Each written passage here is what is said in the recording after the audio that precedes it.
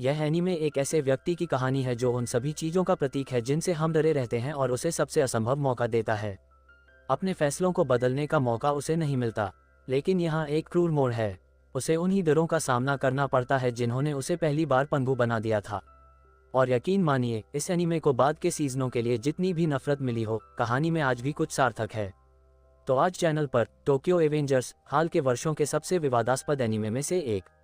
अरे greater than, अरे अरे रुको, लड़ाई खत्म हो गई, इसका क्या मतलब है? अब ये खत्म हो गई है। ग्रेटर देन यहाँ हम ताकामिची से मिलते हैं, एक ऐसा लड़का जो बिल्कुल निचले स्तर पर पहुंच गया है। उसका जीवन बहुत दयनीय है। माफी मांगना उसकी रोजमर्रा की जिंदगी बन गई है। एक दिन अपने सोफे पर लेटे लेटे चिप्स खाते हुए उसने न्यूज में देखा कि उसकी मिडिल स्कूल की पूर्व प्रेमिका की गैंग संघर्ष में मौत हो गई है। और सबसे चौंकाने वाली बात यह है कि वह उसकी इकलौती प्रेमिका थी। इस खबर ने उसे अंदर तक तोड़ दिया। ऑफिस में उसका बॉस शिकायत करता है, घर पर उसका पड़ोसी शिकायत करता है, सड़क पर कुछ बच्चे एक कार में तोड़फोड़ करते हैं और सारा इल्जाम उस पर लग जाता है। वयस्कता का मतलब ही है उन चीजों के लिए माफी मांगना जो उसने की ही नहीं। रेलवे स्टेशन पर खोया हुआ और सोच रहा था कि सब कुछ कैसे गलत हो गया, तभी किसी ने उसे धक्का देकर पटरियों पर गिरा दिया। मानव शरीर के टुकड़े टुकड़े होने से ठीक पहले उसे हिना की याद आ गई। अचानक ताकामिची अतीत में जाग जाता है। वह अपने मिडिल स्कूल वाले अजीब से लुक में है और उसके पुराने दोस्त उसके साथ हैं। उसका फोन इसकी पुष्टि करता है। 4 जुलाई 2005, ठीक 12 साल पहले। उसके दोस्त दूसरे स्कूल के कुछ लड़कों से लड़ने के लिए बेताब हैं, लेकिन ताकामिची को याद है कि इसका अंजाम अच्छा नहीं हुआ था। और जैसा कि उसने भविष्यवाणी की थी, वे टोक्यो मांगी गिरोह के कुछ वरिष्ठ सदस्यों द्वारा बिछाए गए जाल में फंस जाते हैं।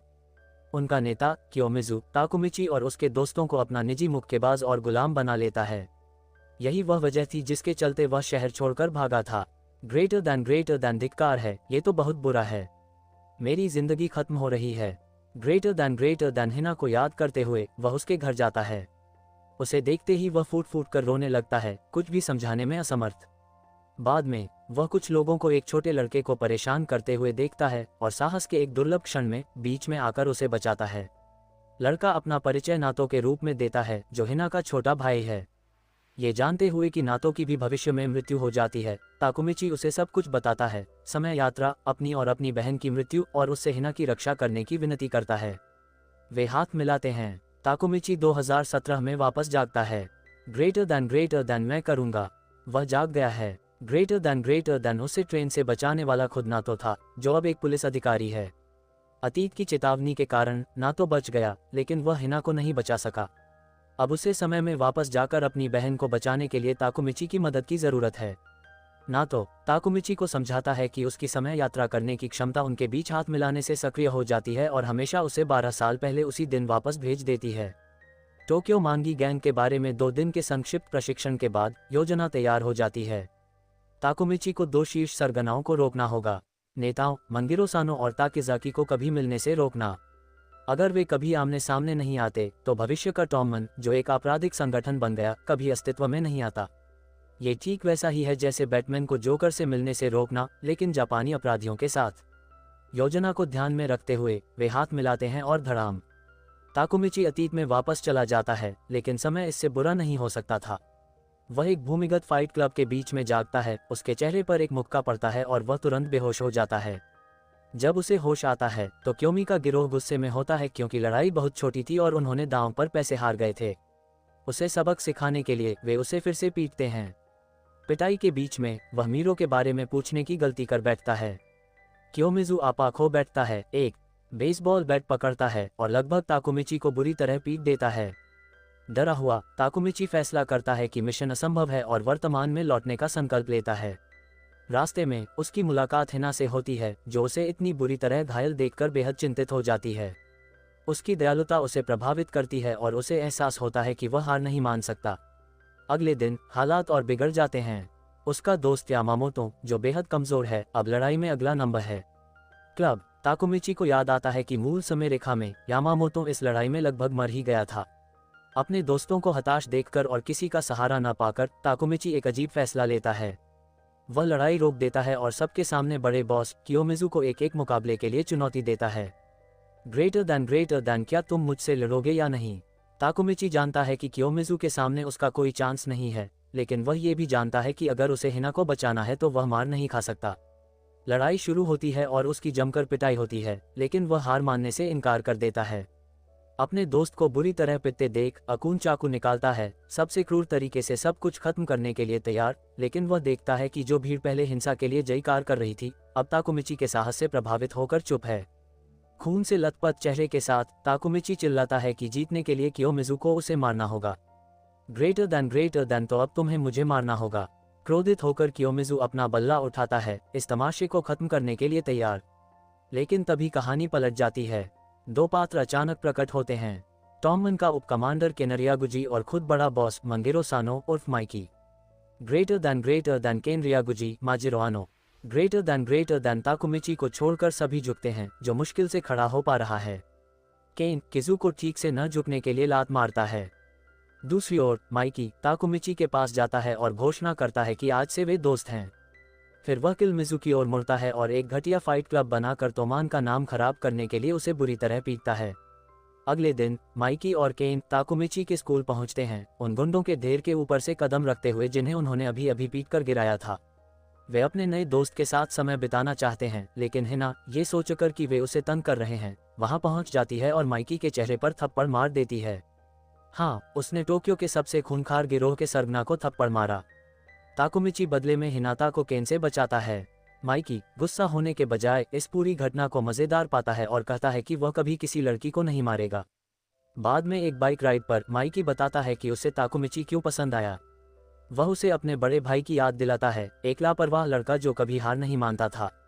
माइकी बदमाशों के लिए एक नया सुनहरा युग बनाने का सपना देखता है और चाहता है कि ताकुमिची उसकी मदद करे। ताकुमिची को एहसास होता है कि माइकी वह खलनायक नहीं है जैसा उसने सोचा था, जिससे उसके मन में एक सवाल उठता है। आखिर ऐसा क्या हुआ कि माइकी बदल गया? क्या माइकी भविष्य के राक्षस में बदल गया? आखिर किस बात ने माइकी को इतना बदल दिया? ग्रेटर देन ट्रेन में हिना कुछ शोर मचाने वाले बच्चों को डांटती है ताकि एक बुजुर्ग महिला बैठ सके। बाद में वह ताकुमिची को अपने घर बुलाती है ताकि वह उसकी पढ़ाई में मदद कर सके। ताकुमिची अंदर ही अंदर घबरा रहा है। वह पहली बार किसी लड़की के कमरे में आया है। हिना नाओ की मदद करने के लिए उसे धन्यवाद देती है और बताती है कि उसका छोटा भाई, जो पहले उनके पुलिस अधिकारी पिता को नापसंद करता था, अब उन्हीं की तरह बनना चाहता है। उसी क्षण ताकुमिची को समझ आता है कि भविष्य का ना तो पुलिस वाला क्यों बना। हिना देखती है कि ताकुमिची ज्यादा समझदार लग रहा है और कहती है कि वह उसके इस पहलू को और अच्छे से जानना चाहती है। अचानक आतिशबाजी शुरू हो जाती है और वे देखने के लिए छत पर चले जाते हैं। ताकुमिची सोचता है कि वह ऐसे भविष्य में वापस नहीं जाना चाहता जहां हिना का अस्तित्व ही न हो। वह उसका हाथ पकड़ने के लिए हाथ बढ़ाता है, लेकिन पलक झपकते ही वह वापस वर्तमान में आ जाता है और नाव का हाथ पकड़े होता है। हिना खूबसूरत है। ग्रेटर देन 2017 में ताकुमिची रोते हुए उठता है। नातो को एहसास होता है कि हाथ मिलाने का सिद्धांत सही है, लेकिन जब उसे पता चलता है कि यह एक दुर्घटना थी तो वह गुस्सा हो जाता है। उन्हें एक नया नियम पता चलता है। ताकुमिची ठीक 12 साल पीछे चला जाता है और वहां बिताया गया समय वर्तमान समय के बराबर समय बीतता है। जब ताकुमिची उसे बताता है कि वह अब माइकी से मिला है, तो टिलमैन सोचता है कि उसने उसे वहीं क्यों नहीं मार डाला। उन्हें पता चलता है कि अत्सुशी सैंडो अकून टिलमैन में एक बड़ा आदमी बन गया है, जो अजीब है क्योंकि मूल समय रेखा में वह कोई नहीं था। वे माइकी तक पहुंचने की कोशिश करने के लिए अकून को फोन करने का फैसला करते हैं। वे एक होस्टेस क्लब में मिलते हैं जिसे अकेन चलाता है। वह आदमी पूरी तरह से बदल गया है। उसका पापाडोर गायब है। छत पर अकेन एक चौंकाने वाला खुलासा करता है। उसी ने ताकुमिची को पटरियों पर धकेला था। वह बताता है कि वह अब किसाकी का सिपाही है और टोमन में हर कोई उसका कहना मानता है क्योंकि केन की मौत के बाद माइकी पूरी तरह बदल गया है। हताश होकर वह ताकुमिची से समय में वापस जाकर सबको बचाने की भीख मांगता है। तुरंत बाद वह इमारत से कूद जाता है। ग्रेटर देन नहीं, ऐसा मत करो। संगीत तबाह ताकुमिची अपने नए मिशन को समझ जाता है, किसाकी को टोमन को बुराई में बदलने से रोकना। 2017 में ताकुमिची को पता चलता है कि 2 सप्ताह तक लापता रहने के बाद उसे नौकरी से निकाल दिया गया था और फिर उसे अतीत में वापस भेज दिया गया था। अब उसे चेतावनी दी जाती है कि वह हिना को कुछ भी न बताए, वरना वह उसे पागल समझेगी। नया मिशन स्पष्ट है। 3 अगस्त 2005 को टॉमन के भीतर हुए आंतरिक संघर्ष में चाकू लगने से ड्रेन की मृत्यु हो जाती है।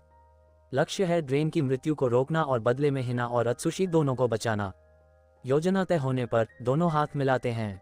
ताकामिची 2005 में एक कराओके बूथ के अंदर जागता है, जहां उसके ऊपर एक अधनंगी लड़की लेटी होती है। भयभीत होकर वह बाहर भागता है और हिना से टकरा जाता है, जिसने उसे कुछ बातें छिपाते हुए सुना था। वह कहती है कि वह हाल ही में अजीब और ठंडा व्यवहार कर रहा था, लेकिन अब वह उस परिपक्व ताकामिची जैसा लगता है जिससे उसे प्यार हो गया था। अचानक ड्रेचेन का फोन आता है, जो उसे मौसाशी मंदिर में टॉमन की बैठक में बुलाता है। हिना भी साथ जाने की जिद करती है। जब वे पहुंचते हैं तो वह जगह बाइकर्स से भरी होती है। दूसरी डिवीजन के कप्तान ताकाशी मित्सुया ताकामिची को पहचान लेते हैं और उसे माइकी के पास ले जाते हैं। ड्रेन ताकुमिची को उसकी गर्लफ्रेंड को लाने के लिए डांटता है और कराओके रूम वाली लड़की एम्मा से उस पर नजर रखने को कहता है। एम्मा ताकुमिची को काय कहती है, जिससे हिना हैरान हो जाती है। जब एम्मा बताती है कि वह उसे अधनंगा छोड़कर भाग गया तो हिना आपा खो बैठती है और उसकी पिटाई कर देती है। ग्रेटर देन मुझे बहुत अफसोस है हिना। बाद में एम्मा मानती है कि उसने ये सब सिर्फ ड्रेन को जलन दिलाने के लिए किया था, लेकिन ड्रेन को तो सिर्फ माइकी की ही फिक्र रहती है। टॉमन की बैठक शुरू होती है। चर्चा का विषय है मोबिया के साथ उनका झगड़ा। पच्चिन गुस्से से आग बबूला है क्योंकि मोबिया के नेता ओसुनाई ने उसके सबसे अच्छे दोस्त को पीटा और उसकी प्रेमिका पर उसके सामने ही हमला किया। पच्चिन बदला लेना चाहता है, वह खून का प्यासा है। माइकी पूछता है कि क्या कोई डरा हुआ है, लेकिन पूरा गिरोह लड़ने के लिए तैयार है। फिर वह घोषणा करता है कि 3 अगस्त को मौसाशी उत्सव के दौरान टॉमन मोबिया को कुचल देगा। ताकामिची हिल जाता है। ये वही दिन है जब ड्रेन की मृत्यु होती है। अगले दिन ताकामिची ड्रेन और माइकी का पीछा करता है। वह देखता है कि ड्रेन एक ढाबे पर खिलौने के झंडे से कंघी कर रहा है और फिर जब वह सो जाता है तो उसे अपनी पीठ पर उठाकर घर ले जाता है। बाद में अस्पताल में वे पच्चिन के दोस्त की प्रेमिका से मिलने जाते हैं। उसके पिता गुस्से में अंदर आते हैं और उन पर आरोप लगाते हैं। माइकी बचाव करने की कोशिश करता है, लेकिन ड्रेन माइकी का सिर झुकाकर सारी जिम्मेदारी अपने ऊपर ले लेता है। ये सब देखकर ताकामिची को यकीन हो जाता है, इन दोनों के बीच कभी लड़ाई नहीं हो सकती। ये सब एक साजिश है। ग्रेटर देन इन दोनों के बीच कभी लड़ाई हो ही नहीं सकती। ग्रेटर देन यहाँ हमें ड्रेन की पृष्ठभूमि के बारे में पता चलता है। शाबुया की झुग्गियों में एक वेश्या माँ के यहाँ जन्मा, जिसने उसे छोड़ दिया था। वह अपनी लंबाई के कारण दूसरों को डराता हुआ बड़ा हुआ। अभी भी मिडिल स्कूल में पढ़ते हुए उसे मिला उसके शरीर पर बना ड्रैगन का टैटू तो मशहूर है, लेकिन जब एक पुराने गिरोह ने उसे बुरी तरह पीटा तो उन्होंने उसे माइकी नाम के एक लड़के को लाने के लिए भेजा। ड्रेन को किसी भारी भरकम और ताकतवर आदमी की उम्मीद थी, लेकिन उसे वहां एक छोटा सा लड़का मिला। फिर भी वह माइकी को गिरोह के पास ले आया। बिना किसी झिझक के माइकी ने उड़ती हुई लात मारी, जिससे गिरोह का सरगना बेहोश हो गया और बाकी सब चौंक गए। माइकी प्रभावित हुआ और उसने ड्रेन को अपना दोस्त बना लिया। यहीं से टॉमन की मशहूर जोड़ी की शुरुआत हुई। वर्तमान में वापस आते हुए ताकामिची नातो से कहता है कि माइकी और ड्रेन के बीच कभी लड़ाई होना नामुमकिन है। उन्हें और जानकारी चाहिए। उनका सुराग ओसानाई मोबिया का पूर्व सरगना है। वे उसे एक निर्माण स्थल पर ढूंढ निकालते हैं जहां उसका बॉस उसे डांट रहा होता है। गिरोह का पूर्व सरगना अब बस एक आम सिपाही है। घबराया हुआ और टूटा हुआ ओसानाई जोर देकर कहता है कि उसने ड्रेन की मौत का आदेश कभी नहीं दिया। इसके बजाय वह कहता है कि किसी और ने टॉमन में आपसी कलह पैदा करने के लिए इस झगड़े को अंजाम दिया था। वह दावा करता है कि अगर ड्रेन की मौत न हुई होती तो उसकी जिंदगी कभी बर्बाद न होती। अब शक हकीकत में बदल गया है। किसी ने टॉमन को अंदर से तबाह करने के लिए मोबियास का इस्तेमाल किया। ताकामिची माइकी को चेतावनी देने के लिए अतीत में लौटता है। वह एक मोटरसाइकिल पर जागता है और अकून जिंदा और ठीक ठाक है। बेहद खुश होकर ताकामिची वह उसे हेयर स्टाइलिस्ट बनने के अपने सपने को पूरा करने के लिए प्रोत्साहित करता है। फिर वह माइकी को ढूंढने के लिए दौड़ता है, जो ड्रेन पच्चिन और पैन के साथ है। हताश होकर ताकुमिची उनसे लड़ाई रद्द करने की विनती करता है, ये कहते हुए कि यह एक जाल है। हालांकि वह ये नहीं बता पाता कि उसे यह कैसे पता चला। पैन अपना आपा खो बैठता है और उसे पीट देता है। माइकी घोषणा करता है कि उसने अपना मन बना लिया है। वे लड़ रहे होते हैं जब ड्रेन पहले मोबिया की जांच करने का सुझाव देता है। माइकी पलटवार करता है और उस पर टोमन के खिलाफ जाने का आरोप लगाता है। तभी ओसानाई पूरे मोबिया दल के साथ आता है और कम संख्या में मौजूद टोमन को घेर लेता है। जाल बिछ जाता है। ग्रेटर देन ये युद्ध है। ग्रेटर देन ताकुमिची ओसानाई को घूरता है। उसे विश्वास नहीं हो रहा कि यह वही आदमी है जिसे उसने भविष्य में देखा था। कम आका जाने के डर से ओसानाई उसे एक मुक्का मारता है। पच्चिन अपने दोस्त का बचाव करने के लिए कूद पड़ता है, लेकिन शक्तिशाली सभी को पीछे हटने का आदेश देता है। यह पा की लड़ाई है, लेकिन ये कोई लड़ाई नहीं है, यह एक नरसंहार है। ओसाई ने बिना पसीना बहाए पौ को हरा दिया। पौ के जमीन पर गिरने से पहले ही माइकी ने उसे पकड़ लिया। पौ ने माफी मांगी, खुद को बेकार महसूस करते हुए, लेकिन माइकी ने उसे भरोसा दिलाया कि वह हारा नहीं है। मुझे माफ करना। ग्रेटर दैन कोई बात नहीं, तुम हारे नहीं हो। ग्रेटर दैन मोबियस हंसता है। माइकी आगे बढ़ता है और एक ही शॉट में ओसानाई को गिरा देता है। मार्शल आर्ट्स फिल्म से सीधे निकली किक। फिर वह पूरे मोबिया गिरोह को चुनौती देता है। अगर किसी को लगता है कि पी हार गया है तो आगे आओ और वह उन्हें एक एक करके गिरा देगा। मिकी स्पष्ट कर देता है कि जब तक वह टॉमन का नेतृत्व करता है, टॉमन में कोई भी कभी नहीं हारेगा। हारा हुआ और हताश, ओसानाई एक टूटी हुई बोतल उठाता है और मिकी और ड्रेन पर हमला करता है, लेकिन ड्रेन आसानी से उसे रोक देता है। वह थूकते हुए कहता है कि ओसानाई असली बदमाश उसी क्षण से नहीं रहा जब उसने एक महिला पर हमला किया और किसी के माता पिता पर हमला किया। दोनों की जबरदस्त ताकत देखकर मोबिया कांप उठता है। ड्रेकन घोषणा करता है कि अब से मोबिया टॉमन का है। पुलिस सायरन बजते ही सब तितर बितर हो जाते हैं। ताकामिची को याद आता है कि यही वह घटना थी, लेकिन वह हैरान है कि चीजें इतनी शांति से समाप्त हो गईं। फिर कहानी पलट जाती है। पचिन ओसानाई की पीठ में छुरा घोंप देता है और कहता है कि वह इसे यूं ही जाने नहीं दे सकता। ग्रेटर दैन मैं तुम्हें इतनी आसानी से नहीं छोड़ने वाला। सबके स्तब्ध रह जाने पर पी उन्हें अलविदा कहता है और कहता है कि वह खुद को पुलिस के हवाले कर देगा। ताकुमिची अस्पताल में जागता है और एम्मा उसके बगल में होती है।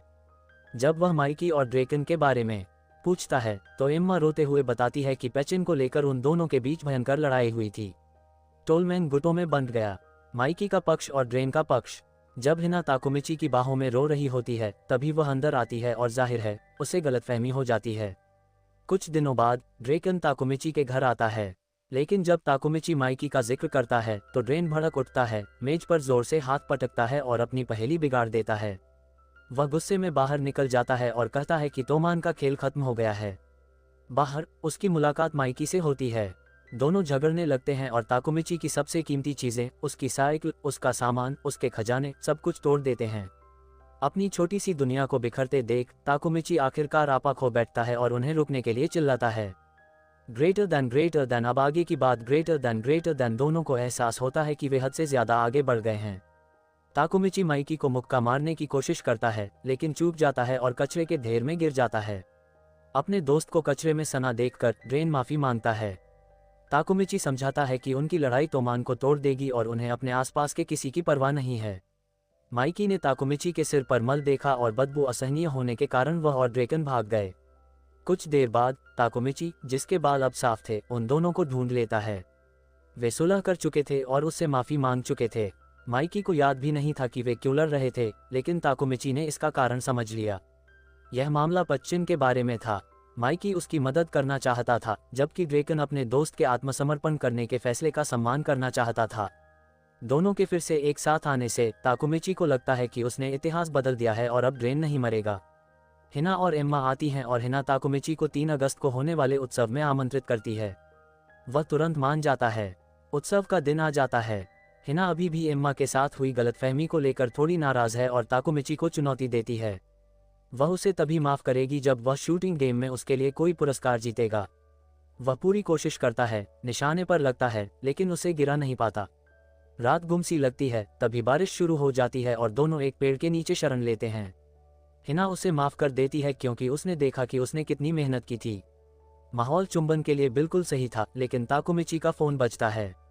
ये काजुशी का फोन है, जिसके पास एक बुरी खबर है। उसने सुना है कि माइकी के गुट के कुछ सदस्य अभी भी गुस्से में हैं और ड्रेन के पीछे पड़े हैं। संघर्ष अभी खत्म नहीं हुआ है। ताकामिची ड्रेन को ढूंढने के लिए निकल पड़ता है। रास्ते में वह किलोमिजू को मोबिया के एक सदस्य से चाकू लेते हुए देखता है, जो कह रहा होता है कि वह ड्रेन को मार डालेगा। ग्रेटर दैन मैं ड्रेन को ढूंढूंगा और फिर उसे मार डालूंगा। किमिजू के गिरोह ने ताकुमिची को पकड़ लिया और उसकी पिटाई की, फिर उसे डक्ट टेप से बांध दिया। कुछ ही देर बाद हिनाता उसे ढूंढ लेती है। ताकुमिची फूट फूट कर रोने लगता है और बताता है कि वह कितना बेकार महसूस कर रहा है। तभी हिनाता उसे चूमती है। वह उससे कहती है कि यह उसका पहला चुंबन था और उसने उसे यह इसलिए दिया क्योंकि वह खास है। सबसे कूल लड़का क्योंकि वह दूसरों के लिए रोता है और परेशान होता है। ग्रेटर दैन यह मेरा पहला चुंबन था। मैंने तुम्हें इसलिए दिया क्योंकि तुम इतने खास हो। ग्रेटर दैन उसका आत्मविश्वास वापस आ जाता है। वह खुद को छुड़ा लेता है और किमिजू को रोकने का फैसला करता है। रास्ते में उसकी मुलाकात मित्सुया से होती है और वह उसे हमले के बारे में बताता है, लेकिन मित्सुया को पहले से ही पता था। उसे बस यह एहसास नहीं था कि इसके पीछे किमिजू का हाथ है। वह बताता है कि पेन ही वह है जो विद्रोह कर रही है, ये सोचकर कि टॉमन ने पचिन को छोड़ दिया है। दूसरी जगह पैन को आखिरकार ड्रेकन और एम्मा मिल जाते हैं। ड्रेकन की तलाश करते हुए मित्सुया बताता है कि पैन ने मोबिया के सदस्यों के साथ मिलकर ड्रेकन को पकड़ने की योजना बनाई थी, क्योंकि उसे लगता था कि टॉमन ने पचिन को छोड़ दिया है। जब ड्रेन पैन को देखता है तो वह स्थिति को समझ जाता है और लड़ने के लिए तैयार हो जाता है। लेकिन अचानक मोबिया का एक सदस्य पीछे से बल्ले से उस पर हमला कर देता है। ताकुमिची को याद आता है कि यह घटना एक गुप्त योजना के तहत होनी थी। पार्किंग स्थल पर पहुंचकर वे वहां दौड़ पड़ते हैं। उन्हें ड्रेन कई मोबिया सदस्यों से अकेले लड़ते हुए मिलता है। थका हुआ ड्रेन बैठ जाता है और मित्सुया को मोर्चा संभालने के लिए कहता है। तभी माइकी की मोटरसाइकिल की तेज आवाज पूरे इलाके में गूंज उठती है। माइकी को एहसास होता है कि उसे जानबूझकर वहां से ले जाया गया था ताकि पैन ड्रेन पर हमला कर सके। तभी मोबिया का कार्यवाहक नेता शुजी हन्मा प्रकट होता है। वह माइकी को चकमा देने का दावा करता है और सभी को आश्चर्यचकित करते हुए अजय माइकी की मशहूर किक को रोकने में कामयाब हो जाता है। हन्मा टोमन में आंतरिक युद्ध छेड़ने की अपनी योजना का खुलासा करता है। फिर वह लड़ाई के लिए 100 मोबिया सदस्यों को बुलाता है। ताकुमिची को एहसास होता है कि भविष्य को बदलने की कोशिश में उसने एक और बड़ा संघर्ष खड़ा कर दिया है। जैसे ही टोमन के चारों सदस्य भीड़ में समा जाने वाले होते हैं, बाकी गिरोह के सदस्य अपनी बाइकों पर युद्ध के लिए तैयार होकर पहुंच जाते हैं। लड़ाई शुरू हो जाती है और ताकुमिची कियोमिज़ु से ड्रेन की रक्षा करने के लिए उसे बेताब होकर ढूंढता है। इस अफरा तफरी के बीच माइकी का सामना पैन से होता है, जो उस पर लगातार मुक्के बरसाने लगता है। माइकी पलटवार नहीं करता। वह कहता है कि ताकुमिची ने उसे सिखाया था कि अगर टॉलमैन अलग हो जाए तो उसे कितना दुख होगा, और वह ऐसा नहीं चाहता। वह अपने ही परिवार से लड़ना चाहता है। वह पीन से कहता है कि जब तक वह संतुष्ट न हो जाए तब तक उसे मारता रहे, लेकिन उसके बाद उनके पास वापस आ जाए। इसी बीच ताकुमिची को आखिरकार की मिज़ू दिख जाता है। वह खून से लथपथ चाकू लिए वहीं खड़ा है और बार बार दोहरा रहा है, मैंने किया। ताकुमिची मुड़ता है और दृश्य दिल दहला देने वाला होता है। ड्रेन जमीन पर पड़ा है, उसके पेट में चाकू के घाव से खून बह रहा है। वह मंगिरो को चेतावनी देने के लिए दौड़ता है, लेकिन शुजी प्रकट होता है और क्लब के बाउंसर की तरह माइकी को रोककर उसे लड़ाई के लिए चुनौती देता है। समय बर्बाद किए बिना मंगिरो ताकुमिची से केन का ध्यान रखने के लिए कहता है। ताकुमिची केन को अपनी पीठ पर उठाकर अस्पताल की ओर भागने की कोशिश करता है। रास्ते में हिनाताए और एम्मा आ जाती हैं और उसे बताती हैं कि उन्होंने एम्बुलेंस बुला ली है, लेकिन शांति क्षणिक होती है। किमिज़ू और उसका गिरोह पार्टी में हंगामा मचा देते हैं। केन मौत के कगार पर होते हुए भी ताकुमिची से कहता है कि लड़कियों को लेकर यहाँ से निकल जाओ, लेकिन ताकुमिची भागते भागते थक चुका है। कायरता के कारण वह पहले ही सब कुछ खो चुका है और अब वह ठान लेता है कि इस बार वह हार नहीं मानेगा। ग्रेटर देन मैं इस बार नहीं भागूंगा। इस बार मैं अपना बदला लेकर रहूंगा। कियोमासा का सामना कियोमासा से होता है और वह कहता है कि उनकी आमने सामने की लड़ाई अभी खत्म नहीं हुई है, क्योंकि वह हारा नहीं है। कियोमासा को लगता है कि वह पागल हो गया है, लेकिन जब केन, हिना और एम्मा ताकुमिची की जीत पर दांव लगाने लगते हैं तो वह चिढ़ जाता है। हमारा हीरो एक मुक्का मारता है, लेकिन कियोमासा गंदी चाल चलता है और उसकी बाह में चाकू घोंप देता है और कहता है, ये लड़ाई नहीं है, ये तो मौत की सजा है। मार खाते हुए भी ताकुमिची को जापान का सबसे बड़ा बदमाश बनने का अपना सपना याद आता है और उसे एहसास होता है कि सब कुछ गलत होने के लिए वह खुद ही जिम्मेदार था। नई ऊर्जा के साथ वह आगे बढ़ता है, कियोमासा को काटता है और उसे पीछे से गर्दन पकड़कर नीचे गिरा देता है, चिल्लाते हुए कि वह ताकुमिची है। जीत। जैसे ही कियोमासा का गिरोह हमले की तैयारी करता है, तभी मदद आ जाती है। अत्सुशी और उसके साथी आते हैं पूरी ताकत से। हिनीता के फोन की बदौलत उनकी पिटाई होती है, लेकिन ताकुमिची से प्रेरित होकर वे फिर से उठ खड़े होते हैं। अचानक एम्बुलेंस के सायरन की आवाज गूंजती है और ताकुमिची मुस्कुरा उठता है। उन्होंने ये लड़ाई जीत ली है। जब पैरामेडिक्स ताकुमिची और केन का इलाज कर रहे होते हैं, टॉमन मोबास को खत्म कर देता है। अब केवल मंगिरो और शुजी हन्मा बचे हैं। माइकी की सहनशक्ति से प्रभावित होकर हन्मा जाने का फैसला करता है, लेकिन बिना कुछ लिए नहीं। एक स्पॉइलर बता रहा हूँ, वेल्हाला का गठन कांटो का सबसे खतरनाक गिरोह गठबंधन, जिसके उप कमांडर के रूप में वह है। एम्बुलेंस में माहौल पूरी तरह से मेडिकल ड्रामा जैसा है। केन ताकुमिची को धन्यवाद देता है और फिर अचानक उसे दिल का दौरा पड़ जाता है। ग्रेटर देन बहुत बहुत धन्यवाद ताकुमिची। ग्रेटर देन अस्पताल में पूरा दल बेसब्री से इंतजार कर रहा है। मंगिरो पूरे विश्वास के साथ कहता है कि केन नहीं मरेगा, क्योंकि उन्होंने मिलकर दुनिया पर राज करने का वादा किया था, और आप जानते ही होंगे वह सही था। सर्जरी सफल रही और केन बच गया। सभी जश्न मनाते हैं। ताकुमिची को तब एहसास होता है कि आधी रात हो चुकी है। ये 4 अगस्त है। केन की मृत्यु की तारीख 3 अगस्त थी। उसने कर दिखाया। मिशन सफल रहा। बाद में वह मंदिरों को अकेले राहत की सांस लेते हुए रोते हुए देखता है और उस पल को खराब न करने का फैसला करता है। ग्रेटर देन मुझे ऐसे ही सुरक्षित रखो तुम। एक हफ्ते बाद ताकुमिची एक किंवदंती बन चुका है। वह अपनी प्रसिद्धि का आनंद ले रहा है, लेकिन जब वह केन से मिलने जाता है तो उसे मूर्खतापूर्ण व्यवहार करने के लिए खूब खरी खोटी सुननी पड़ती है।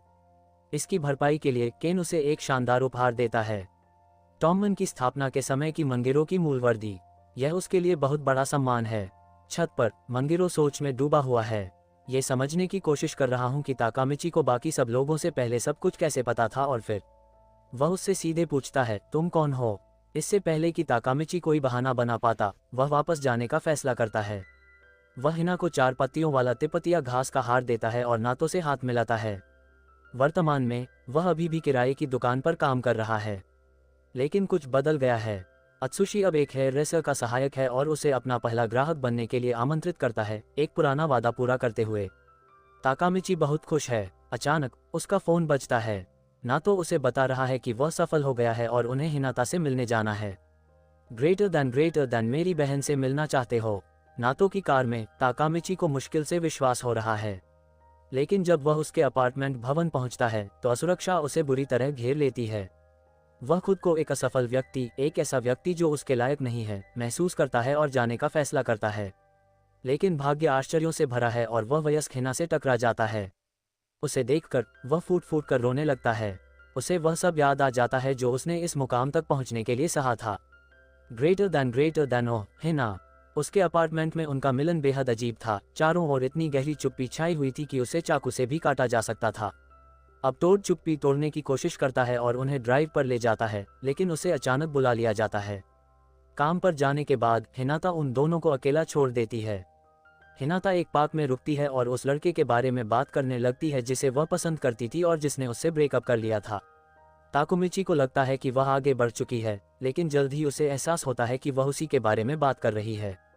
उसकी यादें हिनाता की कहानी से मेल नहीं खाती, जिससे वह पूरी तरह से भ्रमित हो जाता है। स्थिति को सुधारने के लिए दृढ़ संकल्पित होकर वह बाथरूम जाता है ताकि हिम्मत जुटाकर हिनाता को फिर से डेट पर जाने के लिए कह सके। वापस आते समय उसकी मुलाकात शुई हनमा से होती है, जो एक खतरनाक टिप्पणी करता है। ताकुमिची को एक बुरा एहसास होता है। वह वापस कार की ओर भागता है और एक भयानक दृश्य देखता है। एक और वाहन ने नातो की कार को टक्कर मार दी है, जिसमें हिनाता बैठी थी। दूसरी कार का चालक गंभीर रूप से घायल केन है। वह दूसरे भविष्य के उन्हीं शब्दों को दोहराता है, किसाकी का डर और ताकुमिची से सभी को बचाने की गुहार। ग्रेटर देन काकी से बहुत डरा हुआ हूँ। ग्रेटर देन कुछ ही देर बाद उसकी कार में विस्फोट हो जाता है।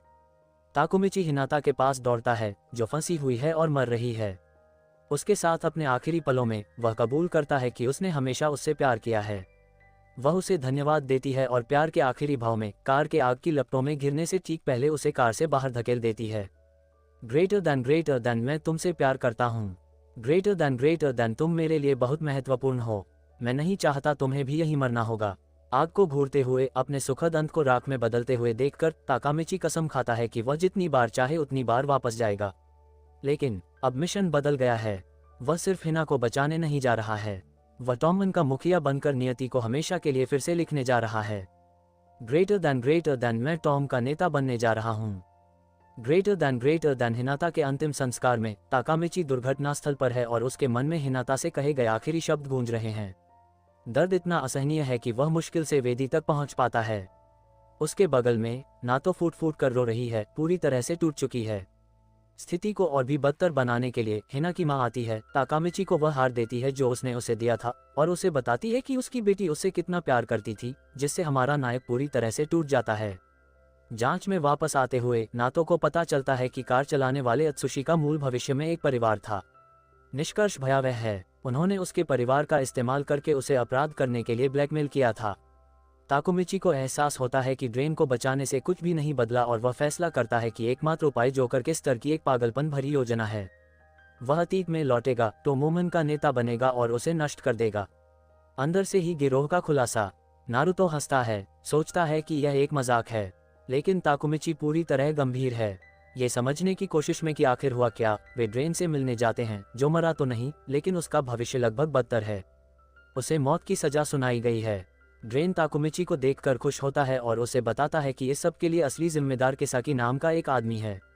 जाहिरा तौर पर माइकी के लिए किसाकी का प्यार एक घिनौनी नफरत में बदल गया है और अब वह माइकी की हर प्यारी चीज को नष्ट करना चाहता है। जाने से पहले ड्रेन ताकुमिची से कहता है कि वह टोक्यो से निकल जाए क्योंकि किसाकी उसे मारने की कोशिश करेगा। ताकुमिची अतीत में लौटता है और पलक झपकते ही वह एक स्नानघर में होता है। अचानक माइकी पानी से बाहर निकलता है, बहुत ही चंचल अंदाज में। ड्रेन भी वहीं है, शैम्पू की टोपी पहने हुए, जो उसके भयावह भविष्य को देखते हुए हास्यास्पद है।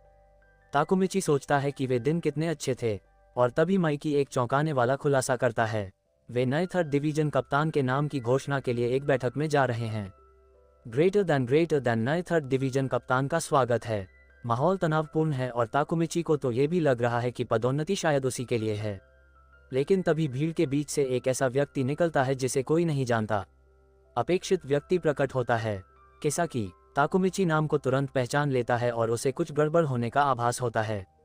स्थिति और भी बिगड़ जाती है जब टॉमन के सदस्यों को पता चलता है कि काकी उनके प्रतिद्वंद्वी गिरोह मोबिया का पूर्व सदस्य है और तनाव और भी बढ़ जाता है।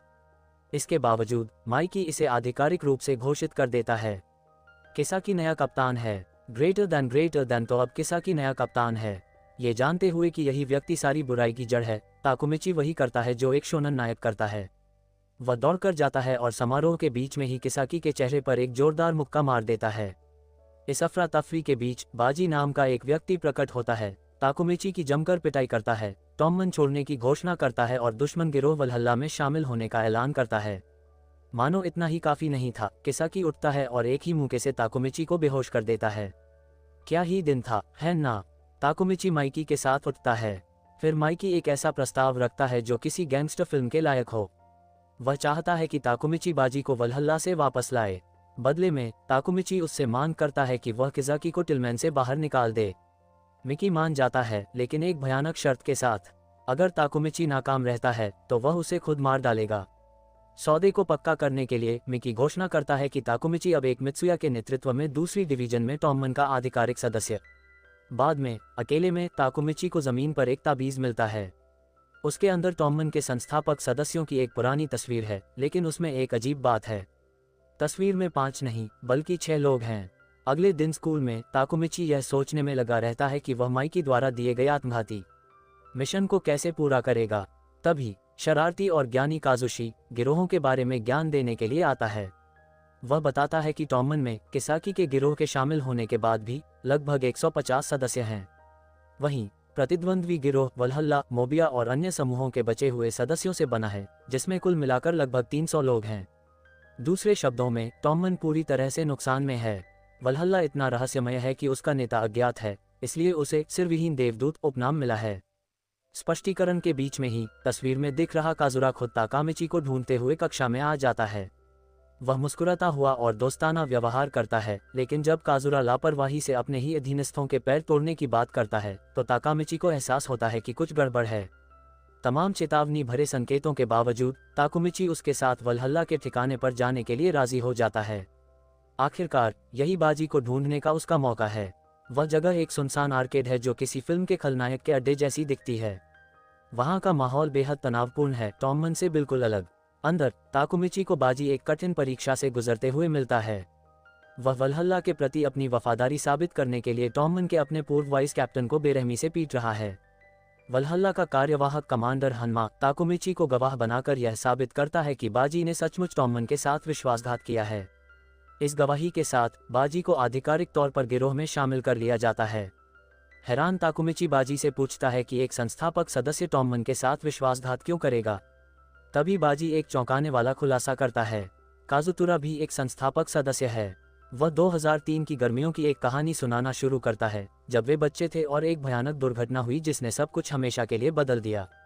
नवगठित टोक्यो मांगी गैंग या टॉमन 2 पहियों पर जिंदगी का लुत्फ उठा रहे हैं। समस्या यह है कि माइकी एक मोपेड पर है जो मोटरयुक्त साइकिल जैसी है और पूरे दल को उसके लिए धीरे धीरे चलना पड़ता है।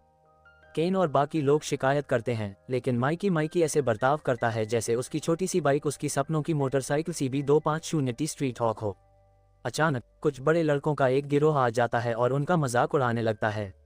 उनमें से एक लड़का माइकी की मोपेड तोड़ने की कोशिश करता है, लेकिन माइकी उसे घूरकर देखता है और चेतावनी देता है कि अगर उसने बाइक पर खरोंच भी लगाई तो वह मर जाएगा। बदमाश डर जाता है और गिरोह अगली बार उन्हें सबक सिखाने का वादा करके चला जाता है। जैसे ही वे अपनी सवारी जारी रखते हैं, माइकी की मोपेड रुक जाती है। अंदाज़ा लगाए क्या हुआ, उसमें पेट्रोल खत्म हो गया है। ड्रेन गुस्सा हो जाता है क्योंकि उन्होंने उसे बताया था कि वे लंबी सवारी पर जा रहे हैं। ये तय करने के लिए कि कौन पेट्रोल लाएगा, माइकी पत्थर, कागज, कैंची का खेल खेलने का सुझाव देता है और बाजी हार जाता है। जब वह पेट्रोल पंप की ओर जाता है तो बाकी लोग समुद्र तट पर चले जाते हैं। बाजी को कोई पेट्रोल पंप नहीं मिलता, लेकिन उसकी मुलाकात उसी गिरोह से हो जाती है जिनसे वह पहले मिला था। वे अपना वादा पूरा करने और मोपेड को जलाने का फैसला करते हैं, लेकिन इससे पहले वे बाजी की जमकर पिटाई करते हैं। मार खाते हुए भी वह बाइक को बचाने के लिए खुद को बाइक पर फेंक देता है और चिल्लाता है कि कोई भी माइकी की बाइक को हाथ न लगाए। अचानक माइकी खुद प्रकट होता है, अपनी मोपेड को लात मारता है और पूछता है कि उनकी हिम्मत कैसे हुई उसे चोट पहुंचाने की, जो उसके लिए महत्वपूर्ण है। इस मामले में महत्वपूर्ण चीज बाजी थी। अब ये उन दोनों का पूरे गिरोह से मुकाबला। 13 अगस्त 2003 के एक फ्लैशबैक में काजुरा बाजी को फोन करके माइकी के जन्मदिन के तोहफे के रूप में एक दुकान से CB250T चुराने का मिशन देता है। बाजी हिचकिचाता है, कहता है कि माइकी को चोरी का तोहफा पसंद नहीं आएगा, लेकिन काजुरा उसे मना लेता है। उसी रात वे दुकान में सेंध लगाते हैं। बाजी अभी भी दुविधा में है, लेकिन वह उनके साथ चला जाता है। जैसे ही वे भागने वाले होते हैं, दुकान का मालिक आ जाता है। ये शिनिचिरो है, माइकी का बड़ा भाई। बाजी उसे पहचान लेता है, लेकिन इससे पहले कि वह कुछ समझा पाता, काजुरा दौड़ता हुआ आता है और एक औजार से शिनिचिरो के सिर पर वार कर देता है। सदमे में काजुरा घबरा जाता है और कहता है कि उसने यह माइकी के लिए किया, इसलिए यह माइकी की गलती है और अब उसे माइकी को मारना होगा। पुलिस आती है और उन दोनों को गिरफ्तार कर लेती है। जैसे ही उन्हें ले जाया जा रहा होता है, माइकी पूरी तरह से भ्रमित होकर आ जाता है। बाजी बस रो सकता है और माफी मांग सकता है। ग्रेटर दैन मुझे बहुत अफसोस है। ग्रेटर दैन इस दुखद कहानी को सुनाने के बाद बाजी को आधिकारिक तौर पर वलहल्ला में स्वीकार कर लिया जाता है और उसे उसकी गैंग जैकेट मिल जाती है। कार्यवाहक बॉस हनमा ताकुमिची को माइकी को यह बताने के लिए कहता है कि टॉमन और वलहल्ला के बीच लड़ाई 31 अक्टूबर को होगी। एक कबाड़खाने में ताकुमिची तबाह हो जाता है, ये सोचकर कि बाजी को वापस लाने का कोई रास्ता नहीं है। अगले दिन बुरी तरह पिटा हुआ एक आदमी उससे बात करने के लिए कहता है। ये चीफ फुयू है, टॉमन के पहले डिवीजन का वाइस कैप्टन, वही जिसे बाजी ने पीटा था। चीफ फुयू एक बड़ा खुलासा करता है। बाजी ने टॉमन के साथ विश्वासघात नहीं किया था।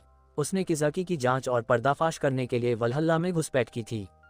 ताकुमिची और चुयू शिनिचिरो की कब्र पर माइकी और केन को ढूंढते हैं। माइकी कहता है कि वह अंदर से जानता है कि यह एक दुर्घटना थी, लेकिन उसका दिल काजुता को माफ नहीं कर सकता। बाजी को तो छोड़ ही दीजिए जिसने उसका साथ दिया। चिफुयू से प्रेरित होकर ताकुमिची अपने जीवन की सबसे बड़ी घोषणा करता है। वह माइकी से कहता है कि वह एक दिन टॉमन का नेता बनेगा और एक दिन तुम्हें मुझे बॉस के रूप में स्वीकार करने पर मजबूर कर देगा। यही मेरी सच्ची इच्छा है। बाद में चीफ फुयू और ताकुमिची एक साझेदारी बनाते हैं। चीफ फुयू उसे नेता बनने में मदद करेगी, बशर्ते वह किजाकी को हराने में उसकी मदद करे। अपनी जांच शुरू करने के लिए वे अपने पुराने प्रतिद्वंद्वी ओसानाई से मिलते हैं। ओसानाई उन्हें बताता है कि किजाकी एक शातिर दिमाग वाला व्यक्ति है जिसने उसे मोहरे के रूप में इस्तेमाल किया, पैसिन के पतन की योजना बनाई और यहाँ तक कि ड्रेन की मौत की भी। ये सब टोमन के पद पर पहुंचने के लिए किया। अब किजाकी की नई तलवार शुजी हनमा है।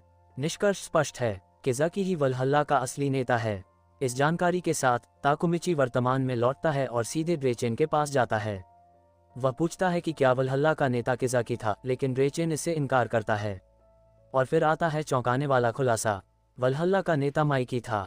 वह बताता है कि ब्लडी हेलोवीन के दिन टॉमन वलहल्ला से हार गया था और वलहल्ला के नेतृत्व में टोक्यो मोंगजी गिरोह का गठन हुआ।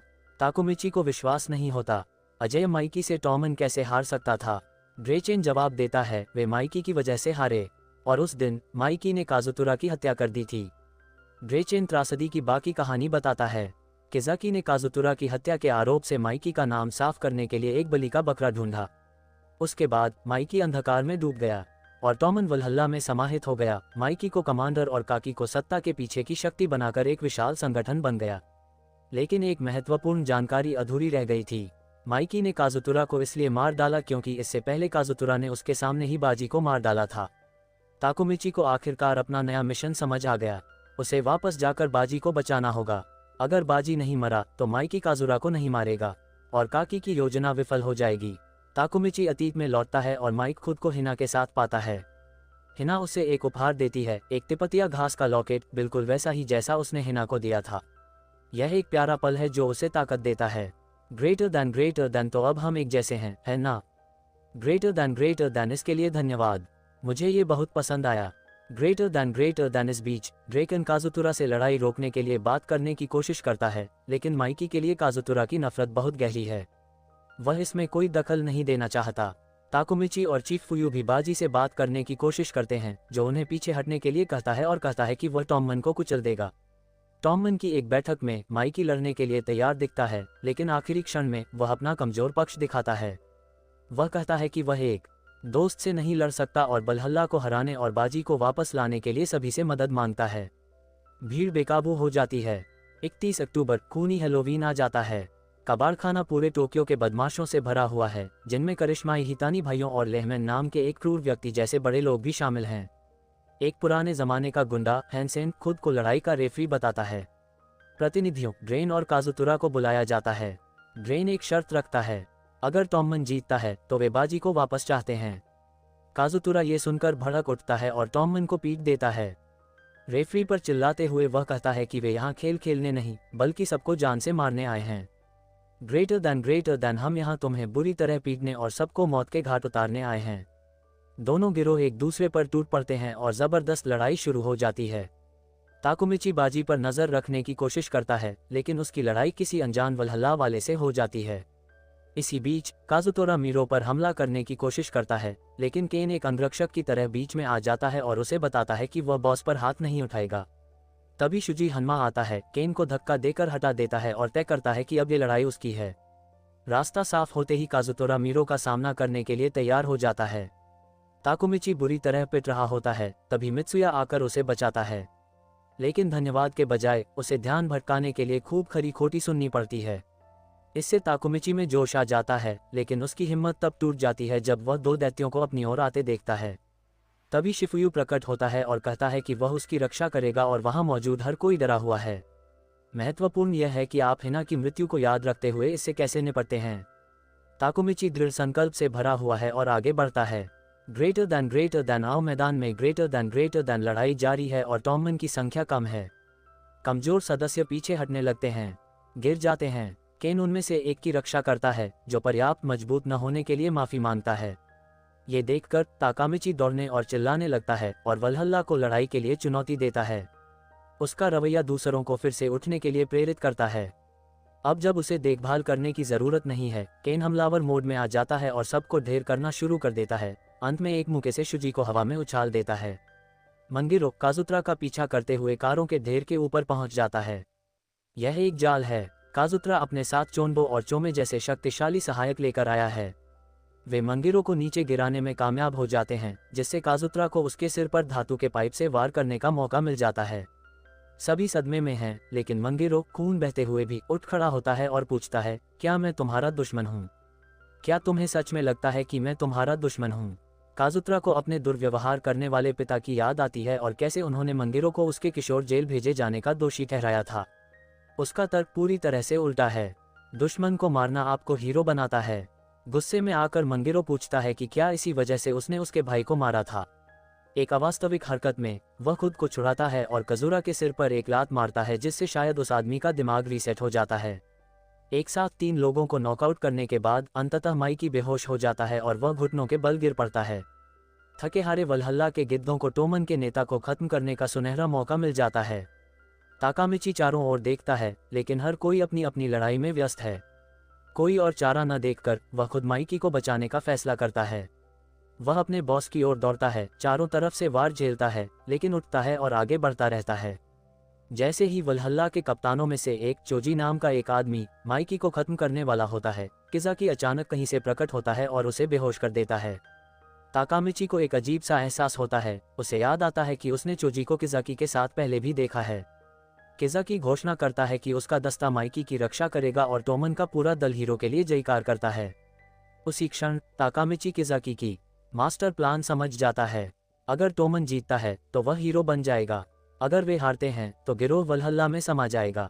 किसी भी तरह काकी ही जीतेगा, और किज़ाकी गायब हो जाता है। ग्रेटर देन अचानक बाजी प्रकट होता है और पाइप से किज़ाकी पर हमला करते हुए कहता है कि वह उसे यहीं खत्म कर देगा। किज़ाकी का दाहिना हाथ बाजी को नीचे गिरा देता है और किज़ाकी, जो पहले ही अपने पैरों पर खड़ा हो चुका था, उसे बाजी को मारने का आदेश देता है। सरदार फुयू बाजी के सामने गिरकर गिड़गिड़ाने लगता है। उसे ऐसा न करने के लिए कहा गया क्योंकि ऐसा करना विश्वासघात होगा। बाजी ने चीफ फुयू को घूंसा मारा और उसे रास्ते से हटने को कहा। हताश होकर ताकुमिची ने बाजी पर झपट्टा मारा और उसे पूरी ताकत से पकड़ लिया। और फिर एक ऐसा अप्रत्याशित मोड़ आया जिसकी किसी ने कल्पना भी नहीं की थी। काजुतोरा पीछे से प्रकट हुआ और बाजी की पीठ में छुरा घोंप दिया। ताकुमिची ने काजुतोरा को धक्का देकर दूर कर दिया और बाजी ने अविश्वास से कहा कि यह तो बस एक खरोंच है। राहत महसूस करते हुए ताकुमिची ने सोचा कि उसने अपने दोस्त को बचा लिया है और अब उसे नेता बनने के लिए केवल किज़ाकी को हराना है। हालांकि बाजी ने उन दोनों को घूंसा मारा, ताकुमिची को मिकी का ख्याल रखने को कहा और काकी की टुकड़ी के 50 सदस्यों के खिलाफ अकेले ही हमला बोल दिया। ग्रेटर देन आओ कमीनो। उसने किज़ाकी के दूसरे कमांडर को गिरा दिया और बॉस पर पाइप तान दिया, लेकिन अचानक वह खून की उल्टी करने लगा और घुटनों के बल गिर पड़ा। खरोंच कहीं ज्यादा गंभीर थी। बाजी गिर पड़ा। काजुतोरा का घाव जानलेवा था। कलह का उस्ताद किज़ाकी माइकी के दिमाग में जहर घोलने का मौका पाकर कहता है कि काजुतोरा एक मनोरोगी है, लेकिन माइकी बताता है कि पहले बाजी ने ही उसे काजुतोरा को मारने से रोका था क्योंकि वह अपने दोस्त का दर्द समझता था। इसके साथ ही माइकी लड़ाई खत्म होने की घोषणा करता है। इसे साबित करो। एक ही लात से हनमा को नॉकआउट कर देता है, जिससे वल्हल्ला के बाकी लोग भाग जाते हैं। ग्रेटर देन ये लड़ाई पहले ही खत्म हो चुकी है। ग्रेटर देन अरे रुको, तुम्हारा क्या मतलब है कि लड़ाई खत्म हो गई है? ग्रेटर देन अब ये खत्म हो गई है। समझौता क्षणिक है। मिकी काजुतोरा के पीछे जाता है, उसे बुरी तरह पीटने के इरादे से। ताकामिची देखता है, यह महसूस करते हुए कि दुखद भविष्य बिल्कुल नहीं बदला है। एक फ्लैशबैक में हम देखते हैं कि काजुतोरा ने विश्वासघात महसूस किया और इसके लिए बज्जी को चाकू मार दिया, लेकिन उसे तुरंत पछतावा हुआ और उसने अपनी मौत को स्वीकार कर लिया। तभी बज्जी आखिरी बार उठता है। वह काजुतोरा से कहता है कि चिंता न करे क्योंकि वह उसके हाथों नहीं मरेगा, और फिर वह खुद को चाकू मार लेता है। अपने अंतिम क्षणों में बज्जी ताकामिची पर एक बड़ा खुलासा करता है। किज़ाकी ही असली दुश्मन है। वह बताता है कि काकी ने तोमान में घुसपैठ करने के लिए 25 की कैद का फायदा उठाया। बज्जी ने सब कुछ खुद संभालने की कोशिश की, लेकिन असफल रहा। खुदकुशी करके वह माइकी के काजुतोरा को मारने के कारण को खत्म कर देता है। वह टॉमन और माइकी का भविष्य ताकुमिची को सौंप देता है और अपनी आखिरी सांस लेते हुए चीफ फुयू के साथ बांटने के लिए याकासोबा की एक प्लेट मांगता है और अपने दोस्त की बाहों में दम तोड़ देता है। चीफ फुयू की दर्द भरी चीख गूंजती है और गुस्से से अंधा होकर माइकी फिर से उसे पीटने लगता है। काजुतोरा ताकुमिची बाजी से किए अपने वादे को याद करते हुए उन दोनों के बीच आ जाता है। वह चिल्लाता है कि बाजी का बलिदान उन दोनों को बचाने के लिए था। इस अफरा तफरी में बाजी द्वारा दिया गया एक ताबीज जमीन पर गिर जाता है। मिकी उसे उठाता है और तुरंत पहचान लेता है। ये वही ताबीज है जो उन्होंने टॉमन की स्थापना के दिन दिया था, उस मूल वादे का प्रतीक जिसने उन सभी को एकजुट किया था। हम 19 जून 2003 के समय में वापस जाते हैं। मिकी पूरे दल को मंदिर में बुलाता है। वह बाजी की साइकिल के पीछे बैठा है और जब वे एक लाल बत्ती पर रुकते हैं तो एक बचकाना बहस शुरू हो जाती है। मेरी साइकिल टोक्यो में सबसे अच्छी है। एक एक करके बाकी लोग आते हैं और बहस में शामिल हो जाते हैं। बत्ती हरी हो जाती है और पाचन तेजी से निकल जाता है, चिल्लाते हुए कि उसकी साइकिल सबसे अच्छी है, और मंदिर तक की दौड़ शुरू हो जाती है। दल उसका पीछा करता है, लेकिन मिकी साइकिल के पीछे सो जाता है। उसे गिरने से बचाने के लिए बाजी धीरे धीरे साइकिल चलाता है और सबसे आखिर में पहुंचता है। उसे सोते हुए मिकी को अपनी पीठ पर उठाना पड़ता है। सबसे ऊपर माइकी जाग जाता है और सीधे मुद्दे पर आता है। वह जानना चाहता है कि क्या उन लोगों ने काले ड्रैगन के बारे में सुना है। मित्सुया पुष्टि करता है कि वे बुरे और क्रूर लोगों का एक समूह हैं। फिर माइकी काजुतोरा से पूछता है कि उसने उन्हें ये क्यों नहीं बताया कि वह उन लोगों से अकेले ही लड़ रहा था। फिर बाजी को एक शानदार विचार आता है, उन्हें अपना खुद का गिरोह शुरू करना चाहिए। सभी सहमत हो जाते हैं और बाजी एवेंजर्स की तरह सबको भूमिकाएं सौंपना शुरू कर देता है। माइकी कमांडर, ड्रेकन उप कमांडर, मित्सुया विशिष्ट सुरक्षा दल में, पचिन ध्वजवाहक और बाजी और काजुतोरा अग्रिम पंक्ति में। माइकी गिरोह का नाम टोक्यो मंगिरो रखने का सुझाव देता है, जिसे सभी बेतुका समझते हैं लेकिन मान लेते हैं। उनका लक्ष्य एक ऐसा गिरोह बनाना है जहां हर कोई एक दूसरे के लिए अपनी जान जोखिम में डालने को तैयार हो। जश्न मनाने के लिए वे एक शुभंकर खरीदने का फैसला करते हैं, लेकिन उसकी कीमत 500 येन है और किसी के पास इतने पैसे नहीं हैं। जैसे तैसे पैसे जुटाकर वे सिर्फ एक ही खरीद पाते हैं जो वे बाजी को दे देते हैं क्योंकि यह उसी का सुझाव था। ग्रेटर दैन इसे हमारे लिए संभाल कर रखना। बाजी, मुझ पर भरोसा रखना, यह मेरा वादा है। ग्रेटर दैन वर्तमान में वापस माइकी उसी शुभंकर को पकड़े हुए है। पुलिस सायरन बजने लगते हैं और टॉमन से लोग भागने लगते हैं। काजुतोरा वहीं रुक जाता है, बाजी की मौत का दोष अपने ऊपर ले लेता है। वह माइकी के सामने झुकता है और कहता है कि वह इस बोझ को जीवन भर ढोएगा। ग्रेटर दैन लेकिन यह एक ऐसा बोझ है जिसे मुझे जीवन भर ढोना होगा। ग्रेटर दैन टॉमन जीत गया है लेकिन काजुतोरा को गिरफ्तार कर लिया गया है। 2 सप्ताह बाद चीफ यूल आता है याकिशोबा बाजी की कब्र पर जाता है। उसे याद है जब वह उससे पहली बार मिला था। चीफ फुयू अपने नए स्कूल में सबसे दबंग लड़का था जब तक उसे एक ऐसे छात्र के बारे में पता नहीं चला जिसे 1 साल पीछे कर दिया गया था। वह उस बदमाश को ढूंढने जाता है और बाजी को क्लार्क कैंट की तरह चश्मा लगाए और कंघी किए बालों के साथ पढ़ाई करते हुए पाता है ताकि वह अपनी मां को फिर से रुला न दे। बाद में चीफ फुयू एक गिरोह से घिर जाता है।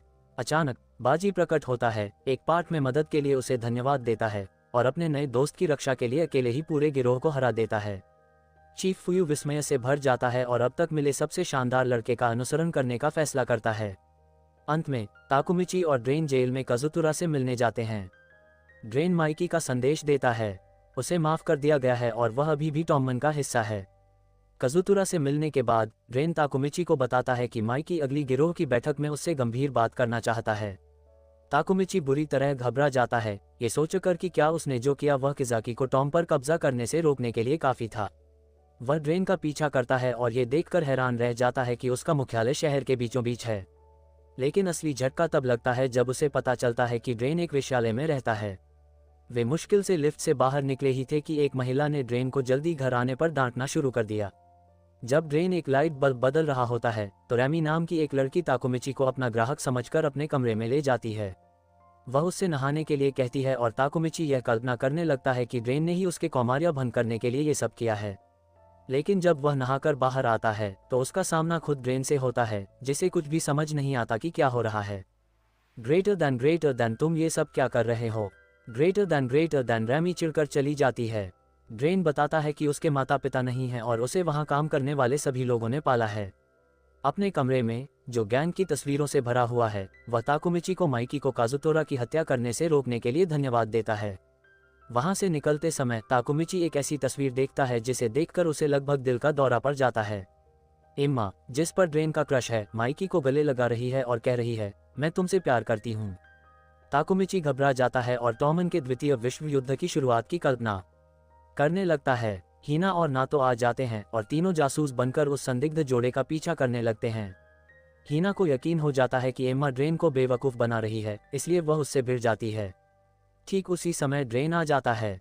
ताकुमिची अपनी आंखें बंद कर लेता है, अराजकता के लिए तैयार हो जाता है, लेकिन ड्रेन बस हंसता है और एक ऐसा ट्विस्ट लाता है जो किसी धारावाहिक में होने लायक है। एम्मा, उसकी और माइकी की छोटी सौतेली बहन का जन्मदिन है। हिना तो बिल्कुल भूल ही गई थी। ग्रेटर दैन क्या सच है, जासूस? ग्रेटर दैन जन्मदिन मुबारक हो एम्मा। ग्रेटर दैन बाद में ताकुमिची को मित्सुया का फोन आता है। अगले दिन वह उससे गृह अर्थशास्त्र के कमरे में मिलता है और पता चलता है कि मित्सुया सिलाई क्लब का अध्यक्ष है। वह वहां गिरोहों के टॉम फोर्ड की तरह ताकुमिची के लिए धन्यवाद के रूप में एक बिल्कुल नई टोमोमन जैकेट बना रहा है। टोमन की बैठक में ताकुमिची अपनी नई जैकेट पर गर्व करते हुए पहुंचता है। माइकी भी आता है, लेकिन वह अकेला नहीं है। हन्मा और चीफ फुयू भी उसके साथ हैं। सभी को आश्चर्य होता है कि हन्मा वहां क्या कर रहा है। माइकी घोषणा करता है कि वल्हल्ला हार गया है और अब टोमन में समाहित हो जाएगा। जैसे डिज्नी ने फॉक्स को खरीदा था, वैसे ही गिरोह के इतने बड़े होने पर भीड़ खुशी से झूम उठती है। फिर हन्मा खुलासा करता है कि किसी ने दोनों गिरोहों के बीच यह विलय करवाया है और किसाकी का नाम लेता है। ताकुमिची को पहले से ही खतरे का आभास हो रहा है। उसे डर है कि जिस भविष्य को उसने रोकने की कोशिश की थी वह फिर से घटित हो रहा है। इसके बाद माइकी ने बाजी के निधन का जिक्र किया और चीफ फुयू को बोलने का मौका दिया। चीफ फुयू ने बताया कि वह टॉमन छोड़कर जाने वाले थे, लेकिन माइकी ने उन्हें रुकने के लिए मना लिया। हालांकि चुयू को लगता है कि वह अकेले कप्तान नहीं बन सकता, इसलिए बहुत सोच विचार के बाद उसने एक फैसला किया है। वह ताकुमिची का अनुसरण करेगा और उसे प्रथम श्रेणी का नया कप्तान नियुक्त करेगा। चुयू का मानना है कि बाजी भी यही चाहता होगा। ताकुमिची अपने सभी वादों को याद करते हुए पद स्वीकार कर लेता है। वह नातो से हाथ मिलाता है और भविष्य में पहुंच जाता है। अचानक वह एक अलग ही दुनिया में होता है। महंगे कपड़े, नया हेयर कट और उसके पुराने दोस्त अब उसके अधीनस्थ हैं। वह एक आलीशान अपार्टमेंट में होता है जब चूयू आता है और उसे टोमन का शीर्ष अधिकारी बताता है। लगता है कि आखिरकार उसने सफलता हासिल कर ली है। वे टोमन नेतृत्व की बैठक में जाते हैं जिसमें अब पुराने ब्लैक ड्रैगन्स के सदस्य भी शामिल हैं। पुराने नेताओं और नए लोगों के बीच तनाव चरम पर है, जिन्हें सिर्फ पैसे की परवाह है। तभी किज़ाकी आ जाता है। वह ताकुमिची और चीफ फुयू को अकेले में बुलाता है और एक बड़ा खुलासा करता है। वह कबूल करता है कि उसने सत्ता हासिल करने के लिए खूनी हैलोवीन की साजिश रची थी और बाजी की हत्या के लिए कजूरा का इस्तेमाल किया था। वह बाजी के सम्मान में टोस्ट का प्रस्ताव रखता है, लेकिन पेय में मादक पदार्थ मिला हुआ होता है। ताकुमिची जागता है तो खुद को चूयू के बगल में कुर्सी से बंधा हुआ पाता है। किज़ाकी खुलासा करता है कि चूयू ही वह गद्दार है जो वर्षों से उसे बेनकाब करने की कोशिश कर रहा है। चूयू ताकुमिची को बचाने के लिए सारा दोष अपने ऊपर ले लेता है, लेकिन किज़ाकी को इस पर विश्वास नहीं होता। वह ताकुमिची के पैर में गोली मार देता है और चिफुयू के सिर पर बंदूक तान देता है। अपने अंतिम शब्दों में चिफुयू बताता है कि इस भविष्य में माइकी गायब हो गया है, ड्रेन को मार दिया गया है और टॉमन भ्रष्ट हो गया है। वह ताकुमिची को मशाल सौंप देता है, बाजी की भावनाओं और टॉमन के भविष्य को उसके हाथों में छोड़ देता है। फिर किज़ाकी गोली चला देता है। ताकुमिची फूट फूट कर रोने लगता है, उसकी आंखों में भी आंसू आ जाते हैं। किज़ाकी उसे देखता है और गोली चलाने से पहले कहता है, अलविदा मेरे हीरो। ग्रेटर देन अलविदा हीरो। ताकुमिची बाहर उठता है और काजुता को देखता है जिसने उसे बचाया था, लेकिन नमस्ते कहने के बजाय काजुता उसकी जमकर पिटाई करता है। वह बताता है कि उसने कुछ लड़कों को एक लड़की को पीटते हुए देखा था और उनका दावा था कि वे टॉमन के लोग थे। काजुता सोचता है कि टॉमन कब महिलाओं को पीटने वाला गिरोह बन गया और कहता है कि उसने ताकुमिची को सिर्फ इसलिए बचाया क्योंकि वह वास्तव में चूयू को बचाना चाहता था। एक फ्लैशबैक में हम देखते हैं कि चूयू काजुतुरा को जेल से लेने आता है। वह बताता है कि टॉमन बिगड़ गया है और उसे गिरोह को उसके पुराने स्वरूप में वापस लाने के लिए मदद की ज़रूरत है। वर्तमान में वापस आते हुए काजुतुरा ताकुमिची से इस बात पर सवाल किया जाता है कि उसने चीफ फुयू को अकेले लड़ने क्यों दिया। ताकुमिची को एहसास होता है कि इस समय रेखा में वह एक नीच इंसान बन गया है। टॉमन का विकास हुआ, लेकिन उस तरह से नहीं जैसा मंगिरो ने सपना देखा था। दोनों मिलकर तय करते हैं कि उन्हें उस टॉमन को वापस पाना होगा जिसे वे प्यार करते थे। तो चलो अपने टॉमन को वापस ले लें। ग्रेटर दैन कार में काजुरा समझाता है कि टॉमन इसलिए बदल गया क्योंकि मंगिरो बदल गया था। स्थिति और भी खराब हो जाती है जब उसे एक कॉल आता है और वह बताता है कि पैसिन और पेन की हत्या कर दी गई है। मंगिरो ने पुराने सदस्यों को बाहर निकालने का अभियान शुरू कर दिया है। किज़ाकी बस आदेशों का पालन कर रहा है और इस पागलपन को रोकने के लिए उन्हें ब्लैक ड्रैगन की धन आपूर्ति और किज़ाकी की हिंसा को रोकना होगा। चीफ फुयू ने ही पता लगाया था कि किज़ाकी ने हिना की हत्या का आदेश दिया था, और क्योंकि उसके पास सबूत था इसलिए उसे मार दिया गया। काजुतोरा ताकुमिची को एक गली में एक संपर्क से मिलवाने ले जाता है। अंधेरे से नातो निकलता है जो ताकुमिची को आश्चर्यचकित करते हुए उसे हत्या के लिए उकसाने के आरोप में गिरफ्तार कर लेता है। पुलिस स्टेशन में नातो उसे चीफ फुयू द्वारा रिकॉर्ड किया गया एक वीडियो दिखाता है। इसमें आज का ताकुमिची अत्सुशी को किज़ाकी से छुटकारा पाने के लिए किसी को मारने का आदेश देता है। एक अन्य वीडियो में ताकुमिची तब घबरा जाता है जब उसे पता चलता है कि निशाना हिना थी। हताश होकर उसे एहसास होता है कि इस बार उसी ने हिना की हत्या करवाई है। ग्रेटर देन मैंने अकून को ठंडे खून से किसी को मारने का आदेश दिया था। हिना, मैंने ही उसकी हत्या की है। ग्रेटर देन लेकिन ना तो उसे हिम्मत देता है, कहता है कि वही सबको बचा सकता है और इसका हल काकी के साथ उसके पुराने रिश्ते में छिपा है। ना तो अपना हाथ बढ़ाता है और हाथ मिलाने के साथ ही ताकुमिची एक बार फिर समय में पीछे चला जाता है। वह हिना के साथ एक बॉलिंग गली में जागता है और स्ट्राइक मारने के बाद बगल वाली लेन में एक आदमी भी स्ट्राइक मारता है और कहता है कि वे पूरी तरह से तालमेल में हैं। ताकुमिची उस आदमी को देखता है और उसे लगता है कि उसने उसे पहले भी देखा है। वह आदमी हॉकाई है, टॉमन की दूसरी डिवीजन का वाइस कैप्टन, जो अपना परिचय देता है और ताकुमिची के साथ मजाक करता है। उसकी बहन युजुआ जाना चाहती है लेकिन हॉकाई और खेलने पर जोर देता है। ताकुमिची को आखिरकार याद आता है, भविष्य में हॉकाई ब्लैक ड्रैगन्स का लीडर है। वह अब टोमा में कैसे है, ये बिल्कुल समझ से बाहर है।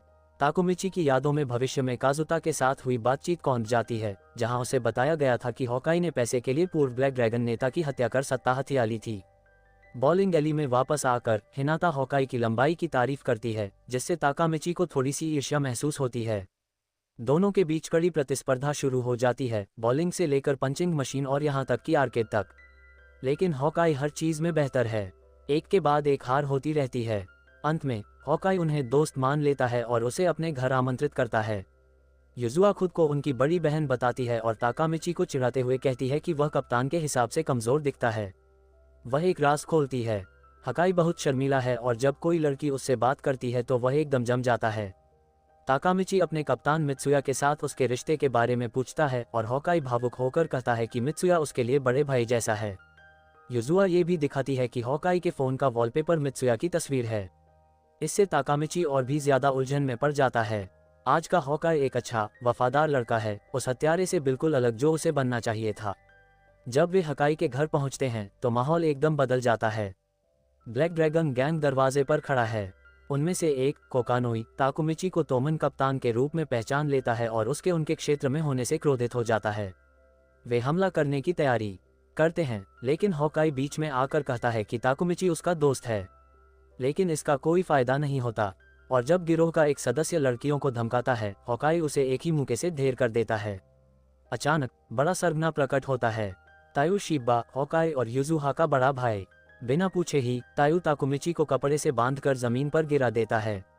ये जानकर कि वह तोमान से है, तायू उसकी पिटाई करता है और हॉकाई को आदेश देता है कि वह काम पूरा करे और ताकुमिची को मार डाले।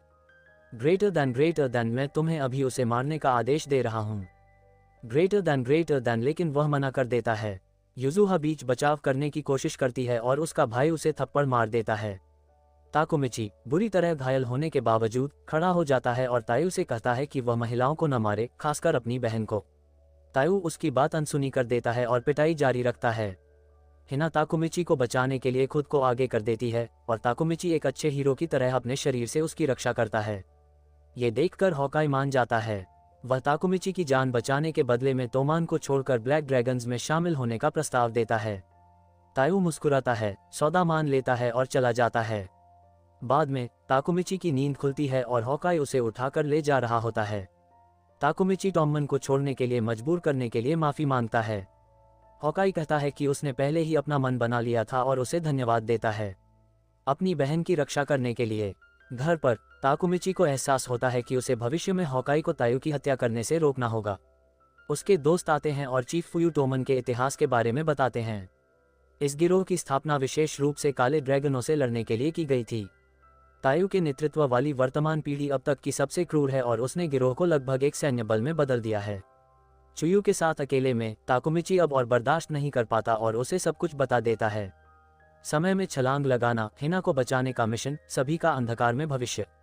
उसे आश्चर्य होता है कि चुयू उस पर विश्वास करता है। वह कहता है कि उसने हमेशा ताकुमिची को अजीब समझा था और अब सारी बातें समझ में आ रही हैं। जैसे जब ताकुमिची ने वालहल्ला के खिलाफ लड़ाई से पहले बाजी से न मरने का अनुरोध किया था। ताकुमिची को आखिरकार एक ऐसा साथी मिल गया है जो पूरी सच्चाई जानता है और भावना इतनी तीव्र हो जाती है कि वह रोने लगता है।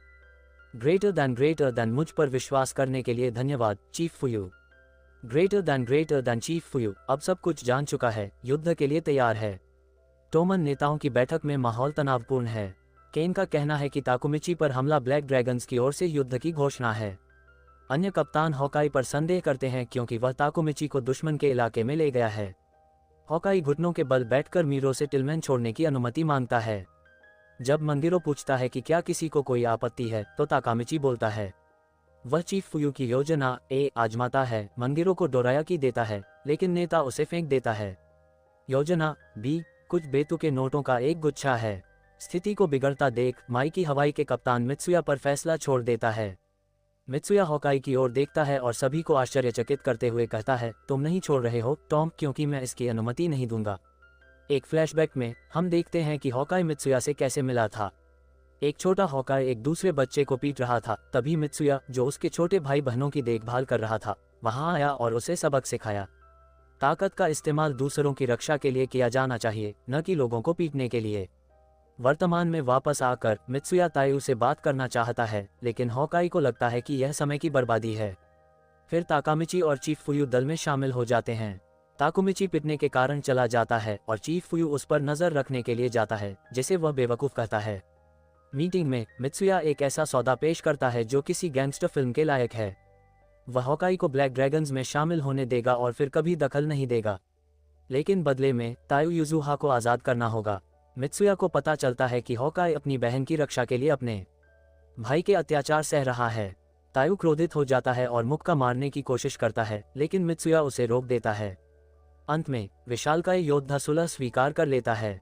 ताकुमिची सोचता है कि उसने भविष्य बचा लिया है, लेकिन मुखिया फुयू, जो हर बात पर संदेह करता है, इस विचार पर पानी फेर देता है और कहता है कि कुछ भी नहीं बदला है और ताकुमिची ने खुद कुछ नहीं किया। बाद में हॉकाई ताकुमिची से अपने दिल की बात कहता है। वह कहता है कि अपने बड़े भाई की वजह से वह बचपन से यही सोचता आया है कि प्यार का मतलब दर्द होता है। मित्सुया से किया तायू का वादा बेकार है और वह अपने परिवार की रक्षा के लिए अपने भाई को मार डालेगा। ग्रेटर दैन मैं उसे मार डालूंगा। ग्रेटर दैन टॉम का नाम खराब होने से बचाने के लिए वह गिरोह छोड़ने का फैसला करता है।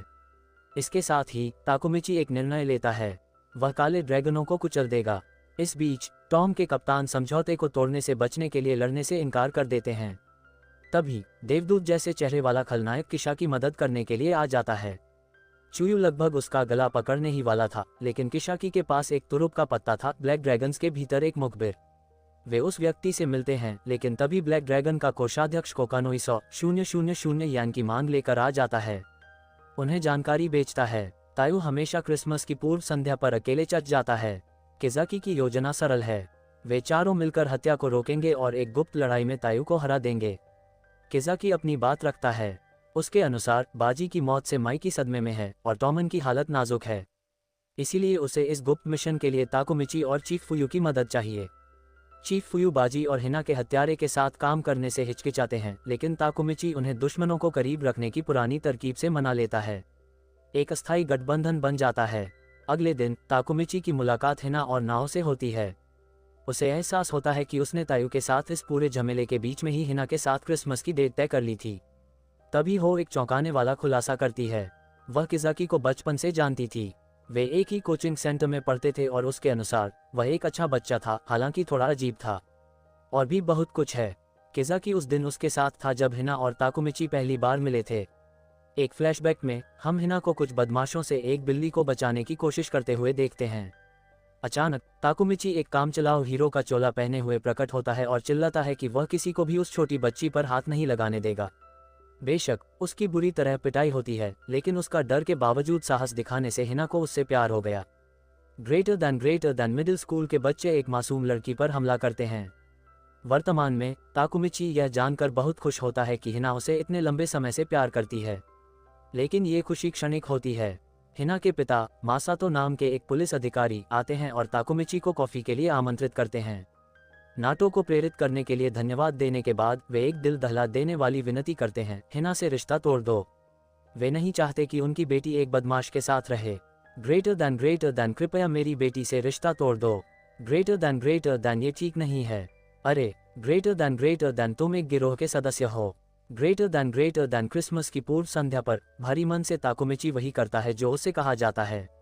वह झूठ बोलता है कि वह किसी और से प्यार करता है। हिना दिल टूट जाने पर उसे पीटने लगती है। अब खोने के लिए कुछ नहीं बचा। वह चर्च में मिशन के लिए चुयू, किसाकी और हन्मा के साथ शामिल हो जाता है।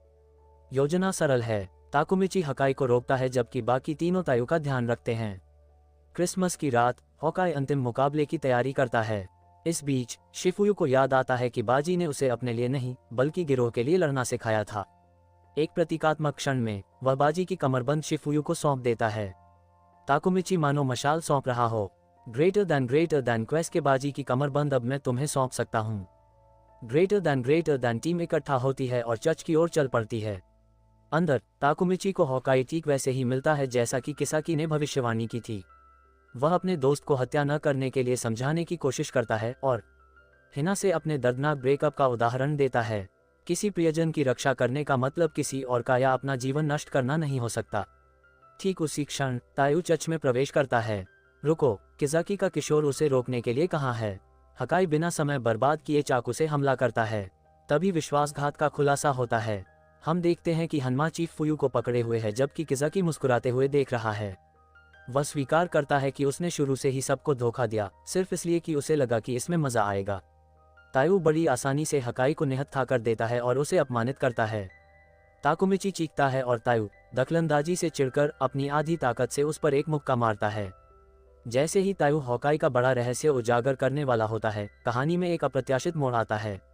युजुहा पीछे से आकर उसे चाकू मार देती है। वह बताती है कि किज़ाकी ने ही उसे इस योजना के बारे में बताया था। ग्रेटर दैन किज़ाकी ने मुझे तुम्हारी सारी योजना के बारे में बताया। ग्रेटर दैन ताकुमिची सारी बात समझ जाता है। मैं मूल घटनाक्रम के अनुसार तायू को युजुहा ने मारा था, हकाई ने नहीं। इतिहास खुद को दोहरा रहा था। हालांकि तायू बच जाता है। युजुहा को देखकर ताकुमिची की प्रतिक्रिया ने उसे सचेत कर दिया और वह समय रहते हरकत में आकर घाव को मामूली कर पाया। नायक ने अनजाने में खलनायक की जान बचा ली। किज़ाकी द्वारा चाही गई भयावह भविष्य को टाल दिया। अपने भाई बहनों द्वारा धोखा दिए जाने से क्रोधित तायू युजुहा को पीटता है और फिर रोते हुए भगवान से पूछता है कि उसे अपनी ही बहन को मारने का प्रायश्चित क्यों सहना पड़ रहा है। तभी हमारा भावुक नायक ताकुमिची बीच में आकर मानव ढाल बन जाता है और चिल्लाता है कि तायू अपने ही परिवार को नष्ट कर रहा है। वह हॉकाई की ओर मुड़कर पूछता है, अब क्या तुम बस खड़े होकर देखते रहोगे? लेकिन तायू बात करने में दिलचस्पी नहीं रखता और ताकुमिची पर एक जोरदार मुक्का मारता है और कहता है कि उन्होंने पहले उसे मारने की कोशिश की थी। ताकुमिची को अचानक ज्ञान प्राप्त होता है, एक एनीमे शैली का एहसास होता है और वह किज़ाकी की योजना समझ जाता है। युजुहा तायू को मार डालेगी। हकाई सारा दोष अपने ऊपर ले लेगा और किज़ाकी हॉकाई को ब्लैक ड्रैगन को नियंत्रित करने के लिए बरगलाएगा। इस नई जानकारी के साथ ताकामिची सबको बचाने के लिए तायू से खुद लड़ने का फैसला करता है। लेकिन अचानक मित्सुया प्रकट होता है और उसे पकड़ लेता है। युजुहा के हाथ से चाकू हवा में ही छीनते हुए मित्सुया कहता है, ये किसी की रक्षा करने का औजार नहीं है। वह युजुहा को इसमें दखल न देने के लिए कहता है और तायू को चुनौती देता है, जिससे उनका शांति समझौता टूट जाता है। नियम स्पष्ट है, अपनी छोटी बहन को नहीं मारना चाहिए। लड़ाई शुरू होती है, लेकिन तायू को मित्सुया के मुंह के गुदगुदी जैसे लगते हैं। स्थिति और बिगड़ जाती है जब चुयू आता है और बताता है कि मित्सुया अकेला आया है। माइकी के आने की ताकामिची की उम्मीद सुरंग में वाईफाई सिग्नल की तरह तेजी से गायब हो जाती है। इस भयावह दृश्य को पूरा करने के लिए ताइगू के गुंडे इनुई और कोकानोई आते हैं और एक धातु के पाइप से मित्सुया पर हमला करते हैं। हालात बिगड़ते जा रहे हैं। प्लान भी यह है कि ताकुमिची और चीफ फुयू गुंडों को रोके जबकि मित्सुया और हकाई तायू से निपटे, लेकिन हॉकाई डर के मारे जम जाता है। इस अफरा तफरी के बीच हाई फिर से चाकू पकड़ लेता है, लेकिन ताकुमिची उसे रोकते हुए कहता है कि अगर उसने ऐसा किया तो वह कचरे में बदल जाएगा। तो ताकुमिची खुद बुरी तरह पिटने के बावजूद तायू पर हमला करता है। एक पंचिंग बैग से भी ज्यादा चोटें खाते हुए वह हार मानने से इनकार करता है और घोषणा करता है कि वह जीतेगा और ब्लैक ड्रैगन पर कब्जा करेगा। ग्रेटर दैन मैं तुम्हें हराऊंगा और ब्लैक ड्रैगन पर कब्जा करूंगा। ग्रेटर दैन उसे चोट लगती है, वह उठता है, फिर से चोट लगती है। हट के अंतहीन चक्र में हकाई हताश होकर उससे रुकने की विनती करता है, लेकिन ताकामिची उसे प्रेरित करता है। लड़ाई से कोई नुकसान नहीं होता, असली दर्द तो अकेलेपन से होता है। और फिर असंभव सा हो उठता है। ताकामिची एक ऐसा मुक्का मारता है जो तायू के एक और मुक्के के साथ मिलकर उस विशालकाय को घुटनों पर ला देता है। सब हैरान रह जाते हैं। ग्रेटर दैन ये क्या? ग्रेटर दैन साहस का ये क्षण हकाई को प्रेरित करता है और वह बड़ा खुलासा करता है। उसने पूरे समय झूठ बोला था। परिवार की रक्षा के लिए मार खाने वाला युजुहा था। वह तो बस अपनी बहन के पीछे छिपा एक काया था। उसे दोषी ठहराने के बजाय ताकामिची और मित्सुया उसे गले लगाते हुए कहते हैं, हर कोई कमजोर होता है और इसीलिए दोस्त होते हैं। नए जोश के साथ हॉकाई अपनी ब्लैक ड्रैगन वर्दी उतारता है और तायू का सामना करते हुए घोषणा करता है कि अब वह सचमुच सबकी रक्षा करेगा। लड़ाई संक्षिप्त होती है। गुस्से में आकर तायू एक ही मुक्के से हॉकाई को गिरा देता है और अपना तुरुप का पत्ता दिखाता है। ब्लैक ड्रैगन के 100 सदस्यों ने चर्च को घेर लिया है। खेल खत्म, कोई मौका नहीं। जैसे ही नायक एक असंभव लड़ाई के लिए तैयार होते हैं, हमें एक फ्लैशबैक दिखाया जाता है जिसमें युजुहा का दर्दनाक अतीत, उसकी मां की मृत्यु, तायू की पिटाई की शुरुआत और उसने कैसे निर्णय लिया, ये सब दिखाया गया है। हॉकाई की जगह मार खाने के लिए वर्तमान में लौटकर लड़ाई फिर से शुरू हो जाती है, लेकिन हर कोई अपनी सीमा पर है। ताकामिची बेहोश भी हो जाता है। जब सब कुछ खत्म होता दिख रहा था, तभी रात में एक जानी पहचानी आवाज गूंजती है। एक मोटरसाइकिल की गर्जना, और कोई आम मोटरसाइकिल नहीं, यह माइकी की है। वह चर्च में आता है, सबको क्रिसमस की शुभकामनाएं देता है और पूछता है कि क्या हो रहा है। मदद आ चुकी है, लेकिन मित्सुया तनाव में है। आखिर शांति समझौते को तोड़ने वाले तो वही थे।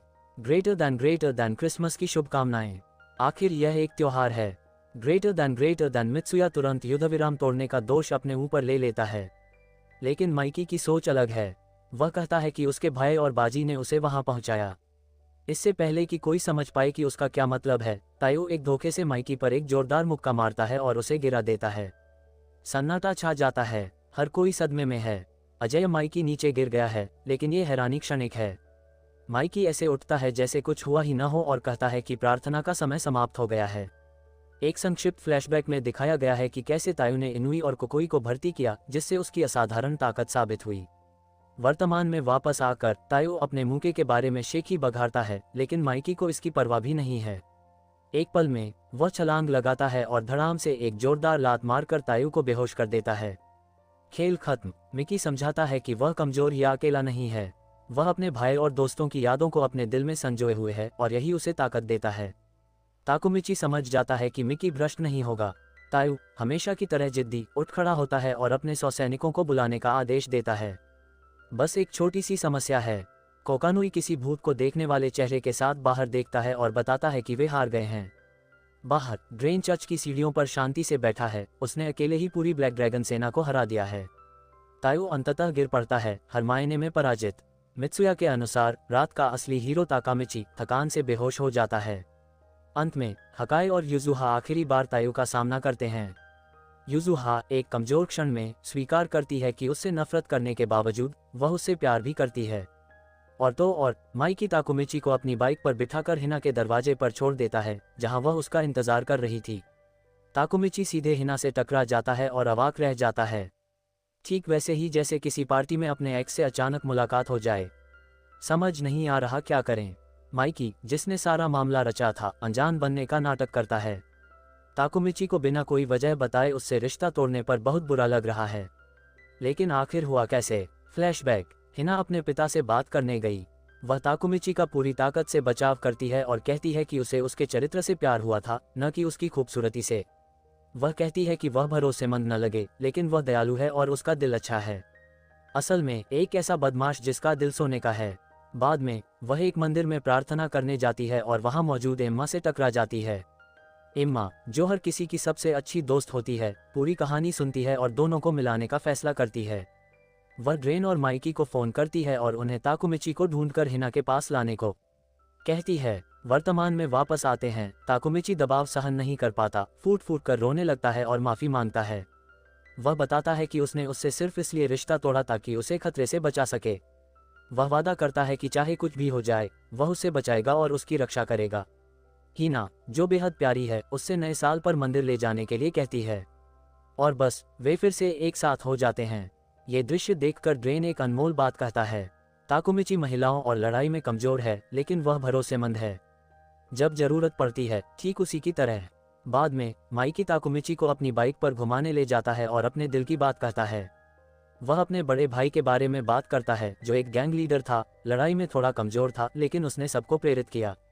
माइकी मानता है कि कभी कभी वह उसके बिना खोया हुआ महसूस करता है और उन पलों में उसका दिमाग सुन्न हो जाता है और उसे सही गलत का पता नहीं चलता। फिर वह ताकुमिची से एक गंभीर अनुरोध करता है। अगर वह कभी माइकी को भटकते हुए देखे तो उसे शिनिचिरा की तरह डांटना चाहिए। ताकुमिची फिर से रोते हुए मिशन स्वीकार कर लेता है। ग्रेटर देन, आप इस पर भरोसा कर सकते हैं। ग्रेटर देन, नए साल पर सभी लोग मंदिर में मिलते हैं। युजुआ कबूल करती है कि उसे वास्तव में ताकुमिची पर क्रश है, मित्सुया पर नहीं, जैसा कि सब सोचते थे। सब लोग ताकुमिची को चिढ़ा रहे हैं, ये देखने की कोशिश कर रहे हैं कि उसने अपनी लकड़ी की एक इच्छा पट्टिका पर क्या लिखा है। जैसे ही साल बदलता है, माइकी पट्टिका को हवा में उछालता है और सब उसे पढ़ते हैं। एक ऐसा हीरो बनो जो सबको बचा सके।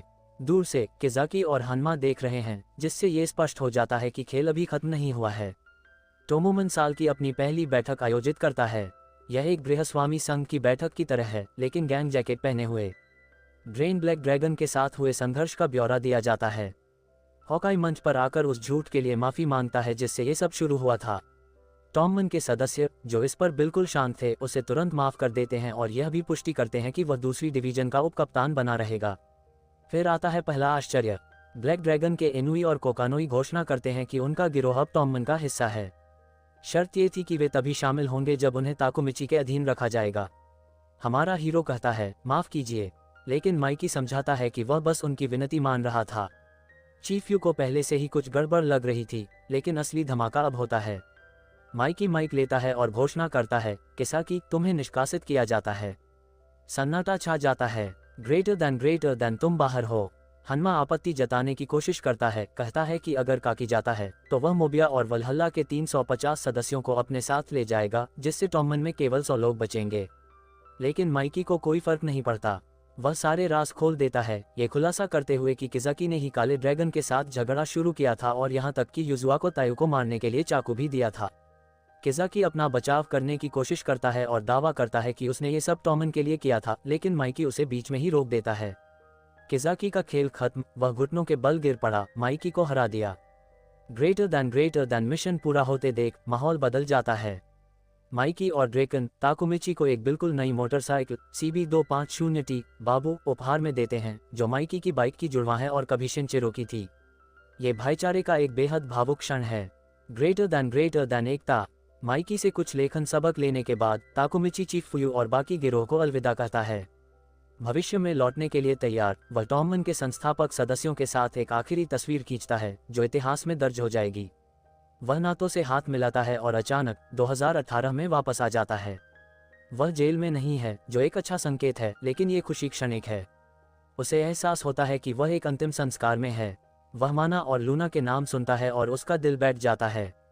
वह अंदर भागता है और वास्तविकता उसे बुरी तरह से प्रभावित करती है। वह मित्सुया के अंतिम संस्कार में है। ताकुमिची एक बेहद भयावह वर्तमान में लौट आता है। उसे पता चलता है कि मित्सुया का गला घोंट दिया गया है और इससे भी बुरी बात यह है कि हिनाता भी मर चुकी है। वह अपने पुराने खस्ताहाल अपार्टमेंट में वापस आ चुका होता है, तभी नातो वहां आ जाती है। नातो उसे सारी सच्चाई बता देती है। ये सबसे भयानक स्थिति है। मरने वालों में सिर्फ हिना ही नहीं थी, टॉमन के सभी मुख्य सदस्य सभी की हत्या कर दी गई है। चीफुयू, हकाई, मित्सुया, ड्रेकन, सूची लंबी है। किजाकी भी मर चुका है और इस पूरे नरसंहार का मुख्य संदिग्ध एक ऐसा अप्रत्याशित मोड़ है जिसकी किसी ने कल्पना भी नहीं की थी। मंगेरो सानो, खुद माइकी। ग्रेटर देन मंगेरो सानो। ग्रेटर देन ताकामिची सदमे में है। उसने सब कुछ सही किया था। उसने किजाकी को रास्ते से हटा दिया था। उसने काले ड्रैगन के साथ अपना झगड़ा सुलझा लिया था। आखिर क्या गलत हुआ? इस उलझन के बीच उन्हें फिलीपींस से एक पत्र मिलता है। यह माइकी का है, जिसमें एक मुलाकात तय की गई है। बिना सोचे समझे ताकामिची और नोबिल विमान में सवार हो जाते हैं। वहां एक सुनसान जगह पर, जो किसी हॉरर फिल्म के सेट जैसी दिखती है, ताकामिची की मुलाकात माइकी से होती है। वह पहले जैसा ही दिखता है, लेकिन उसकी आंखें खाली हैं। माइकी सब कुछ कबूल कर लेता है। उसने सबको मार डाला। वह बताता है कि टॉमन को छोड़ने के बाद ताकामिची अपने अंदर के अंधेरे को और नहीं रोक सका। हत्या करना हर समस्या का आसान हल बन गया। एक दर्दनाक फ्लैशबैक में हम ड्रेकन और मित्सुया को माइकी से ताकुमिची को जाने देने के लिए कहते हुए देखते हैं, ताकि उसे टॉलमैन द्वारा अपनाए जाने वाले हिंसा के रास्ते से बचाया जा सके। पूरी तरह से टूटा हुआ माइकी ताकुमिची को एक बंदूक देता है और उससे अपने कष्टों को समाप्त करने के लिए कहता है। वह चाहता है कि ताकुमिची उसे मार डाले। माइकी ने मना कर दिया और कहा कि वह बस उसे दोबारा देखना चाहता था। माइकी ने ताकुमिची पर बंदूक तान दी, लेकिन चीफ फुयू के आखिरी शब्दों को याद करके हिचकिचा गया, जो ताकुमिची पर भरोसा करने के थे। उसी संदेह के क्षण में एक गोली चली। ये नातो की गोली थी जो ताकुमिची को बचाने के लिए चलाई गई थी। जमीन पर पड़ा माइकी नातो को धन्यवाद देता है, क्योंकि वह जानता था कि ताकुमिची ट्रिगर नहीं दबा पाएगा। अब उसे देर से एहसास होता है कि माइकी की बंदूक का सेफ्टी लॉक लगा हुआ था। वह गोली चलाने वाला ही नहीं था। अपने अंतिम क्षणों में माइकी कहता है कि उसका जीवन केवल दुखों से भरा रहा है। ताकुमिची हताश होकर चिल्लाता है कि वह समय में वापस जा सकता है और सब कुछ ठीक कर देगा। आखिरी सांस लेते हुए माइकी कहता है कि ताकुमिची का हाथ गर्म है और उसकी बाहों में दम तोड़ देता है। तुम्हारा हाथ कितना गर्म है? ग्रेटर देन 2006 में एक बरसात के दिन चीफ फुयू ताकुमिची के घर जाते हैं और उसे रॉकी बाल्बोआ स्टाइल ट्रेनिंग की तरह टायर पर मुक्के मारते हुए पाते हैं। चुयू उसका मजाक उड़ाती है, लेकिन ताकुमिची एकाग्रचित है।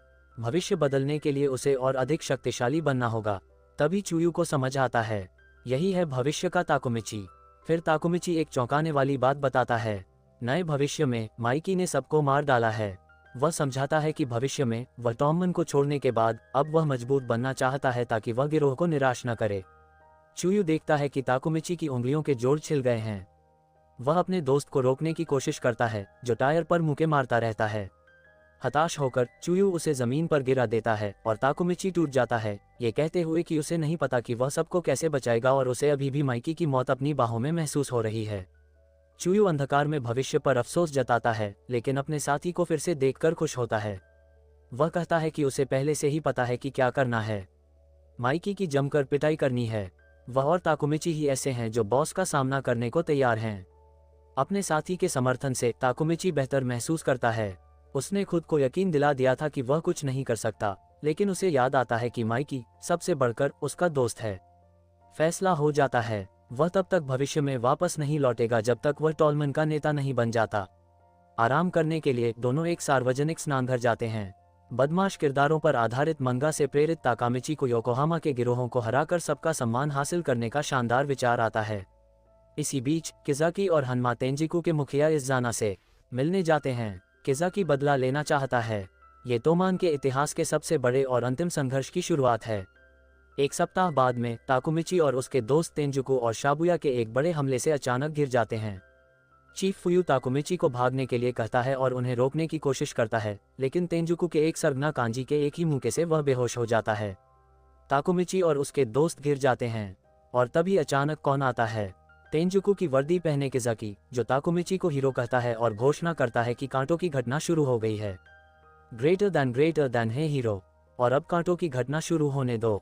ग्रेटर दैन उसकी योजना अपना खुद का तोमोमन बनाने और माइकी को उसे स्वीकार करने के लिए मजबूर करने की है। इतना कहकर वह और हन्मा भाग जाते हैं। कांजी बेहोश चुयू को घसीटकर ले जाता है और अपने आदमियों को बाकी बचे लोगों को खत्म करने का आदेश देता है। जब सब कुछ खत्म होने वाला लगता है, तभी मुरो ट्विन डेविल्स की मोटरसाइकिलें दिखाई देती हैं। दोनों भाई अचानक आ जाते हैं, सबको रौंदते हुए आगे बढ़ते हैं और सबको बचा लेते हैं। ताकुमिची को पता चलता है कि वे जुड़वां भाई हैं। चौथी डिवीजन के कप्तान और उप कप्तान नोहोया, जिसे स्माइली के नाम से जाना जाता है, हमेशा हंसमुख चेहरा बनाए रखता है, लेकिन उसका दिल एक राक्षस का है। सुया गुस्से में पागल जैसा दिखता है, लेकिन असल में एक फरिश्ता है। जुड़वा भाई बहन बिना समय बर्बाद किए ताकुमिची को आमंत्रित करते हैं और चिफुयू योकोहामा पर आक्रमण करने के लिए निकल पड़ते हैं। रास्ते में जुड़वा भाई बताते हैं कि वे अतीत में कांजी से हार चुके हैं। तब ताकुमिची एक अजीब सिद्धांत पेश करता है, क्या होगा अगर काकी भी समय में छलांग लगाने वाला हो। इससे यह बात समझ में आ जाएगी कि भविष्य बार बार गलत क्यों हो रहा है। इस बीच तेंजिकु तबाही मचा रहा है। हितानी भाइयों ने मित्सुया के सिर पर ईंट मारकर उसे घायल कर दिया और शहर भर में टिलमैन के अन्य सदस्यों पर हमले किए गए। ताकुमिची का समूह तेंजिकु के ठिकाने पर पहुंचता है और 100 से अधिक लोगों से आमने सामने हो जाता है। शीर्ष अधिकारियों में से एक काकुचो अपना परिचय देता है और कहता है कि वह ताकुमिची से एक एक करके लड़ना चाहता है। ताकुमिची हमला करता है और सभी को आश्चर्यचकित करते हुए एक ऐसा मुक्का मारता है जिससे काकुचो हवा में उड़ जाता है। संगीत वह हैरान है, क्या वह सच में ताकतवर हो गया है। जमीन पर पड़े आदमी को देखकर वह उसे पहचान लेता है। यह उसका बचपन का दोस्त है। काकुचो मुस्कुराता है और बताता है कि उसने जानबूझकर चोट खाई थी और ताकुमिची बचपन में उसका हीरो था, लेकिन अब उसका हीरो तेंजुकु की नेता याना है, जिससे वे दुश्मन बन जाते हैं। जाने से पहले वह एक खतरनाक चेतावनी छोड़ जाता है, गद्दार से सावधान रहो। टॉममन एक आपातकालीन बैठक बुलाता है। उन्हें पता चलता है कि तेंजुकु का सभी नेता S62 पीढ़ी के हैं, दिग्गजों का एक ऐसा समूह जो आमतौर पर कभी एक साथ नहीं आते। माइकी को इसकी परवाह नहीं है और वह योकोहामा पर पूर्ण युद्ध की घोषणा कर देता है। चीफ फुयू, जो एक बार फिर इस अभियान का दिमाग है, ताकुमिची को नातो से जानकारी प्राप्त करने के लिए भविष्य में लौटने के लिए मना लेता है। अपने समय में वापस आकर ताकुमिची को एक और भी बदतर भविष्य मिलता है। किसाकी मर चुका है, लेकिन इज़ाना कुरोकावा टॉममन के शीर्ष अधिकारियों में से एक बन गया है। क्या करें, ये तय न कर पाने पर ताकुमिची एक चच जाता है और वहां उसकी मुलाकात तायु शिबा से होती है। तायु, जो इस भविष्य में हॉकाई की मौत का बदला लेना चाहता है, जानकारी साझा करने के लिए सहमत हो जाता है। वह पूरी कहानी बताता है। ब्लैक ड्रैगन की स्थापना माइकी के भाई ने की थी। टॉममन के अस्तित्व में आने से कई साल पहले इज़ानो 8वां नेता था। कांटों की घटना टॉममन और तेंजुकु के विलय के साथ समाप्त हुई, जिससे इतिहास का सबसे क्रूर गिरोह बना। माइकी शीर्ष पर, किज़ाकी दूसरे नंबर पर और इज़ाना तीसरे नंबर पर। नातो आता है और आखिरी खुलासा करता है। किज़ाकी की मौत इज़ाना ने रची थी, जिसने उसे देश से भागने में मदद की थी। माइकी की मौत के बाद इज़ाना टोमन का वर्तमान प्रमुख है। अचानक कोकानोई और इनुई इज़ाना के आदेश पर तायु का अपहरण करने के लिए आते हैं। तायु ताकुमिची और नातो को भागने के लिए कहता है, जब वह उन्हें रोके रखता है। भागने के दौरान ताकुमिची और नातो पर हमला हो जाता है। किज़ाकी प्रकट होता है और बंदूक तान देता है। नातो खुद को ताकुमिची के सामने फेंक देता है और गोली खा लेता है। इज़ाना प्रकट होता है और काकुचो को ताकुमिची को मारने का आदेश देता है, जिसे भी गोली लग जाती है। जमीन पर लेटे हुए नातो कहता है कि भले ही ताकुमिची एक हारा हुआ इंसान है, लेकिन वह सच्चा हीरो है क्योंकि वह कभी हार नहीं मानता। गर्व से वह आखिरी बार उससे हाथ मिलाने की गुजारिश करता है। ताकुमिची वादा करता है कि वह सबको बचाएगा और समय में पीछे चला जाता है। ग्रेटर दैन मैं कभी हार नहीं मानूंगा, मैं कोशिश करता रहूंगा। ग्रेटर दैन अतीत में वह भविष्य में लौटने के लिए युवा नातो से हाथ मिलाने की कोशिश करता है, लेकिन कुछ नहीं होता। उसे एहसास होता है वर्तमान का नातो सचमुच मर चुका है। ताकुमिची टूट जाता है, बच्चे से माफी मांगता है और उसे घर भेज देता है, लेकिन हिना पूरे समय वहीं थी। ताकुमिची ये सोचकर कि वह नातो से बात कर रहा है, अपने सारे दुख दर्द बयां कर देता है। अपनी नाकामियों से तंग आ चुका है कि वह किसी को बचा नहीं सकता और शायद मर जाना ही बेहतर होगा। हिना सब कुछ सुन लेती है और कहती है, मैं तुमसे प्यार करती हूँ। वह उसकी असली उम्र पूछती है और यह भी कि क्या उसने भविष्य में उसे शादी का प्रस्ताव दिया था। ताकुमिची कहता है नहीं, लेकिन वह हमेशा से ऐसा चाहता था। फिर हिना उससे पूछती है नहीं। वह पूछती है कि क्या ये शादी का प्रस्ताव है और उसकी पुष्टि मिलने पर वह कहती है कि अब वह खुशी से मर सकती है। इससे हमारे नायक के अंदर फिर से जोश जाग उठता है और वह हार न मानने का फैसला करता है। अगली सुबह ताकुमिची पहले से ही सारी कड़ियों को जोड़ने लगता है। उसे समझ आ जाता है कि मिकी के अंधकार में डूबने के कारणों में से एक इजाना भी थी, लेकिन उसे यकीन है कि किज़की भी इसमें शामिल है। सवाल यह है कि मिकी ड्रेकन से ज्यादा इजाना पर भरोसा क्यों करता है। बाद में मिकी के घर पर एक के बाद एक चौंकाने वाले खुलासे होते हैं। सबसे पहले ड्रेकन खुलासा करता है कि मिकी का भाई शिनिचिरो ब्लैक ड्रैगन का संस्थापक था। फिर एम्मा कमरे में आती है और बड़ा खुलासा करती है, इजाना उसका भाई है, जिसका मतलब है कि वह मिकी का सौतेला भाई भी है। ये सुनकर किसी को भी झटका नहीं लगता, किसी को भी यह बात पता नहीं थी। स्थिति और बिगड़ जाती है जब उन्हें इजाना द्वारा शिनिचिरो को भेजे गए पत्र मिलते हैं। पहले तो सब कुछ रोजी की तरफ से होता है, वह परिवार पाकर आभारी है, लेकिन जल्द ही लहजा बदल जाता है और याना मिकी को उसकी परेशानियों के लिए दोषी ठहराने लगती है। ईर्ष्या से भरे हुए क्योंकि काला ड्रैगन माइकी को मिलना था, ताकुमिची और ड्रेन ने सारी कड़ियों को जोड़ लिया। इजाना हमेशा से माइकी को कुचलना चाहता था और अब जब शिनिचिरो चला गया है तो उसने इस काम को पूरा करने के लिए तेंजिकु को बनाया है। अंत में ताकुमिची का अपहरण तोमान के सरदारों में से एक मुचो द्वारा कर लिया जाता है, जो उस पर गद्दार होने का आरोप लगाकर उसे बेहोश कर देता है। ताकुमिची एक अंधेरी जगह पर कोकोनोई और इनुई के साथ जागता है, जो बंधे हुए हैं। ताकुमिची के अपहरण में एक नाटकीय मोड़ आता है। गद्दार सरदार यासुहिरो बताता है कि वह तोमान के आंतरिक मामलों का प्रभारी है, एकमात्र व्यक्ति जो सदस्यों को दंडित कर सकता है, लेकिन सच्चाई यह है कि वह ड्यूटी पर नहीं है। वह खुलासा करता है कि वह S62 पीढ़ी का हिस्सा है, जो किशोर सुधार गृह में मिले अपराधियों का एक समूह है, और वह तेंजाकू के संस्थापक सदस्यों में से एक है जो इजाना के प्रति वफादार है। किसी ने इसकी कल्पना भी नहीं की थी।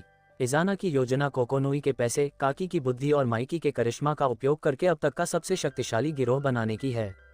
समस्या यह है कि कोकोनोई केवल इनोई की बात सुनता है, जो बदले में ताकुमिची का साथ देता है। यासुहिरो का समाधान सरल और सीधा है, कोकोनोई को तेंजिकु में शामिल होने के लिए मजबूर करने के लिए ताकुमिची और इनुई को मार डालो। बंधे होने के बावजूद ताकुमिची भयभीत नहीं होता और गद्दार का सामना करते हुए कहता है कि वह अपने किसी भी आदमी को नहीं सौंपेगा। ये रवैया इनुई को शिनिचिरो की याद दिलाता है। दोनों अभी भी बंधे हुए वापस लड़ने की कोशिश करते हैं, लेकिन स्पष्ट रूप से हार जाते हैं। उनकी बुरी तरह पिटाई हुई। अपनी जान बचाने के लिए कोकोनोई तेंजिकु से जुड़ने के लिए राजी हो जाता है। कूड़ेदान में फेंके जाने के बाद ताकुमिची और इनुई खुद को संभालते हैं। ताकुमिची, जो पहले उन पर शक करता था, अब उन्हें दोस्त मानता है और कोकोनोई को बचाने का वादा करता है। उसकी वफादारी से प्रभावित होकर इनुई उसे शिनिचिरो की पुरानी मोटरसाइकिल की दुकान पर ले जाता है।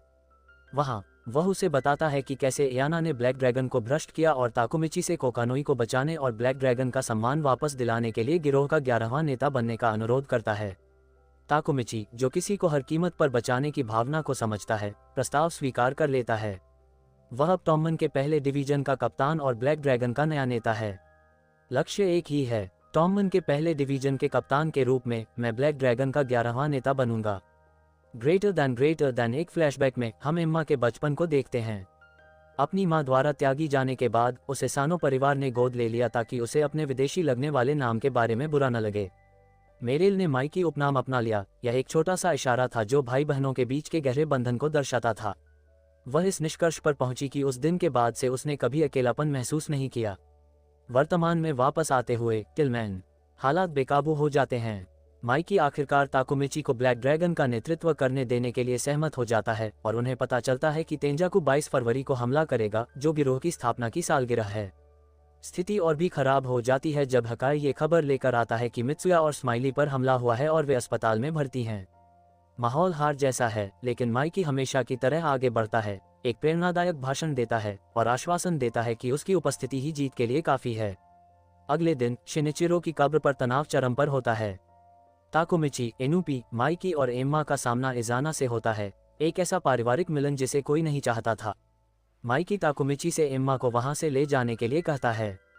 जैसे ही वे चले जाते हैं, वह स्वीकार करती है कि माइकी मजबूत दिखने के बावजूद कमजोर है और उसे सहारे की जरूरत है। ताकुमिची को एहसास होता है कि एम्मा माइकी का भावनात्मक सहारा है और तभी त्रासदी घटित होती है। अचानक हिजाकी हन्मा के साथ मोटरसाइकिल पर आता है और एम्मा के सिर पर बेसबॉल बैट से वार करता है। ये क्रूर, तेज और कायरतापूर्ण था।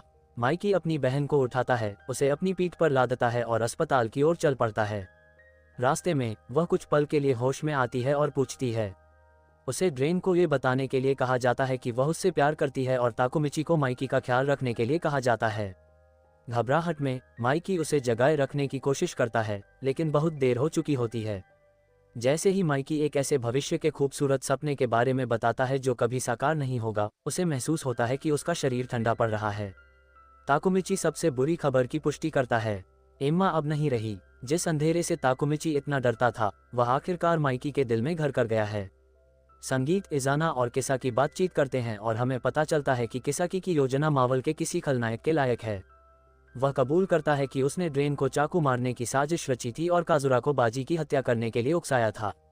उसका लक्ष्य माइकी को अलग थलग करना, उसकी हर प्यारी चीज को नष्ट करना और उसे अपनी शक्ति का एक अंतिम पात्र बनाना है। किसाकी कहता है कि माइकी को अपने प्रियजनों को खोते हुए देखना उसे एक अलौकिक अनुभूति देता है। हाँ, वह आदमी वाकई बीमार है। इज़ाना अपनी तरफ से बस इस सब में शामिल है। उसे सिर्फ शिनिचिरो की परवाह थी और अब जब वह चला गया है, तो इज़ाना ने अपने खालीपन को भरने के लिए किसाकी की बुराई को अपना लिया है। असल में वे एक दूसरे की बुरी शक्तियों का इस्तेमाल और दुरुपयोग करते हैं। दृश्य अस्पताल में बदल जाता है और माहौल गमगीन है। ड्रेन एम्मा का शव देखता है और अंदर चला जाता है। सदमे में माइकी ऐसे जम गया है जैसे मौत की नीली स्क्रीन आ गई हो। क्रोध और दुख से अंधा ड्रेन माइकी के पीछे जाता है और उसे किसी की रक्षा न करने का दोषी ठहराता है। ताकामिची बीच बचाव करने की कोशिश करता है, लेकिन तभी उसे सच्चाई का एहसास होता है। माइकी भविष्य में बुरा इसलिए बन गया क्योंकि वह इतना बड़ा नुकसान सहन नहीं कर सका। एक व्यक्ति के लिए इतना दर्द सहना असंभव है। बाद में ताकामिची हिना को उंगली की कठपुतली का खेल दिखाकर खुश करने की कोशिश करता है, लेकिन समय इससे बुरा नहीं हो सकता था। वह स्वीकार करता है कि वह किसी काम का नहीं है, लेकिन कसम खाता है कि चाहे कुछ भी हो जाए, वह हिना की रक्षा के लिए लड़ेगा। मौसाशी मंदिर में टॉमन अपने नेताओं के बिना खोया हुआ सा है। ताकामिची आता है और कहता है कि उन्हें उसी रात तेंजिकू से लड़ना होगा। बाकी लोग उसे आत्महत्या समझकर उससे मुंह मोड़ लेते हैं, लेकिन फिर एक एक करके उसके दोस्त उसका साथ देने के लिए खड़े हो जाते हैं।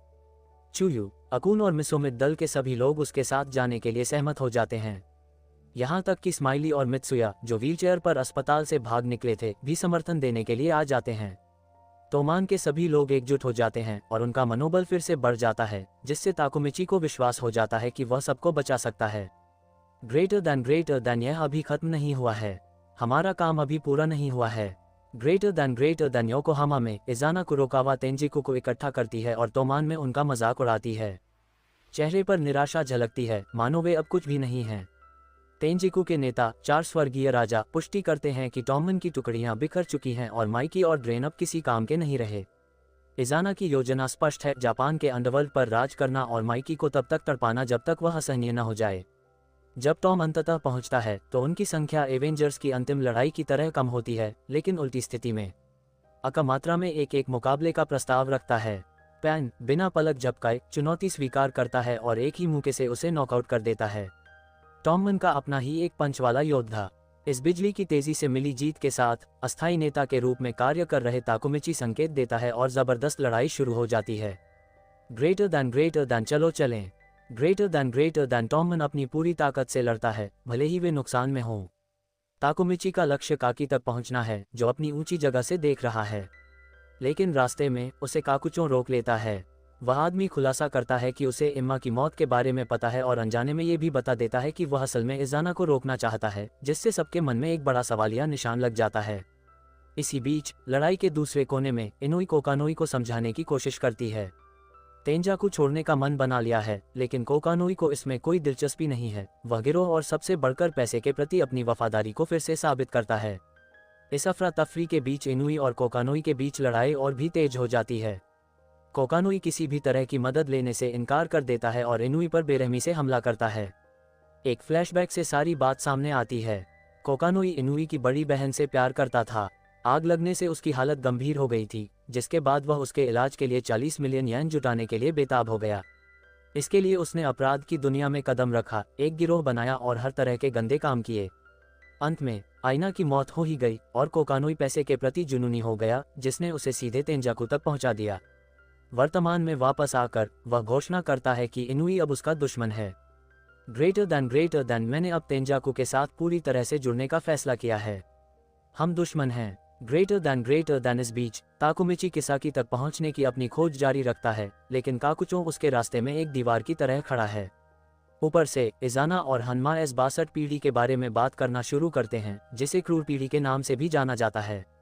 वे सदस्यों के अपराधों को इस तरह गिनाते हैं मानो वे किसी सुपर विलेन गिरोह के अपराधों की सूची पढ़ रहे हों, जिनमें मोची, मुचो और कुख्यात हितानी शामिल हैं। भाई उनकी बात करें तो रॉन और रिंडलेनी हेताई और एंग्री के खिलाफ टीम वर्क का शानदार प्रदर्शन कर रहे हैं। भाइयों का तालमेल इतना बेहतरीन है कि वे आसानी से लड़ाई पर हावी हो जाते हैं, लेकिन हॉकाई और एंग्री हार नहीं मानते। उसी क्षण वे छोटे भाइयों का गठबंधन बनाते हैं, मिलकर बाजी पलटने और ये दिखाने के लिए कि वे भी एक साथ लड़ सकते हैं। स्माइली को अपने बचपन की याद आती है, एक तनावपूर्ण पल जब उसने अपने भाई को नाराज किया था और फिर कभी न रोने का वादा किया था। वर्तमान में आते हैं, स्थिति गंभीर है। हेतानी ने अभी अभी एंग्री का हाथ और पैर तोड़ दिया है, जिससे वह पूरी तरह से असुरक्षित हो गया है। अपने दोस्त को मरते देख एंग्री इसे सहन नहीं कर पाता। वह अपना सालों पुराना वादा तोड़ देता है और उसकी आंखों से आंसू बहने लगते हैं, लेकिन दुख के बजाय ये आंसू एक पूर्ण दानव रूप को सक्रिय कर देते हैं। वह नीले राक्षस में बदल जाता है।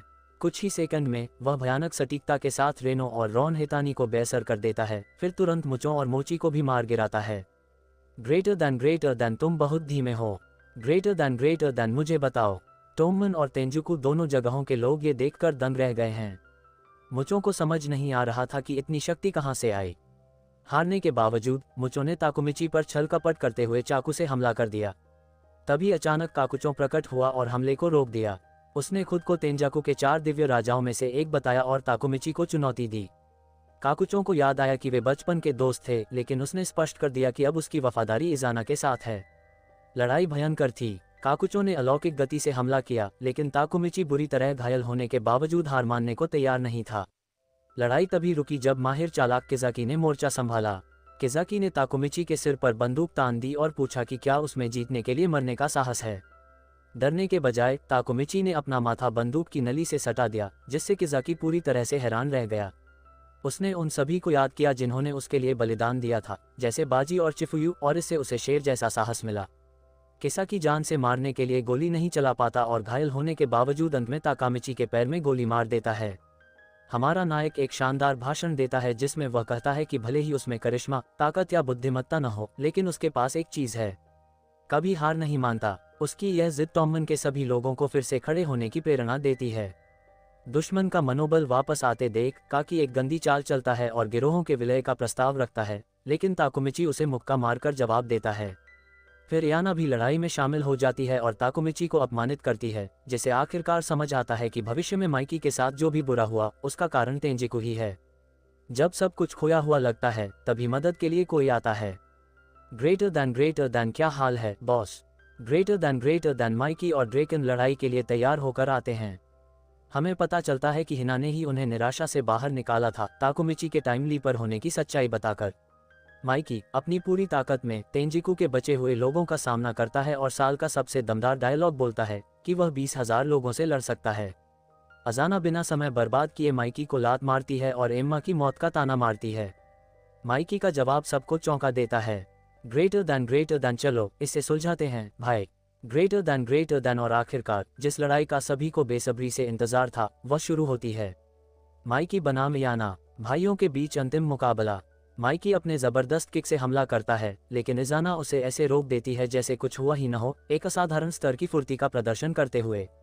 ताकत और सहज प्रवृत्ति। फिर एक फ्लैशबैक इस सारी दुश्मनी की शुरुआत बताता है।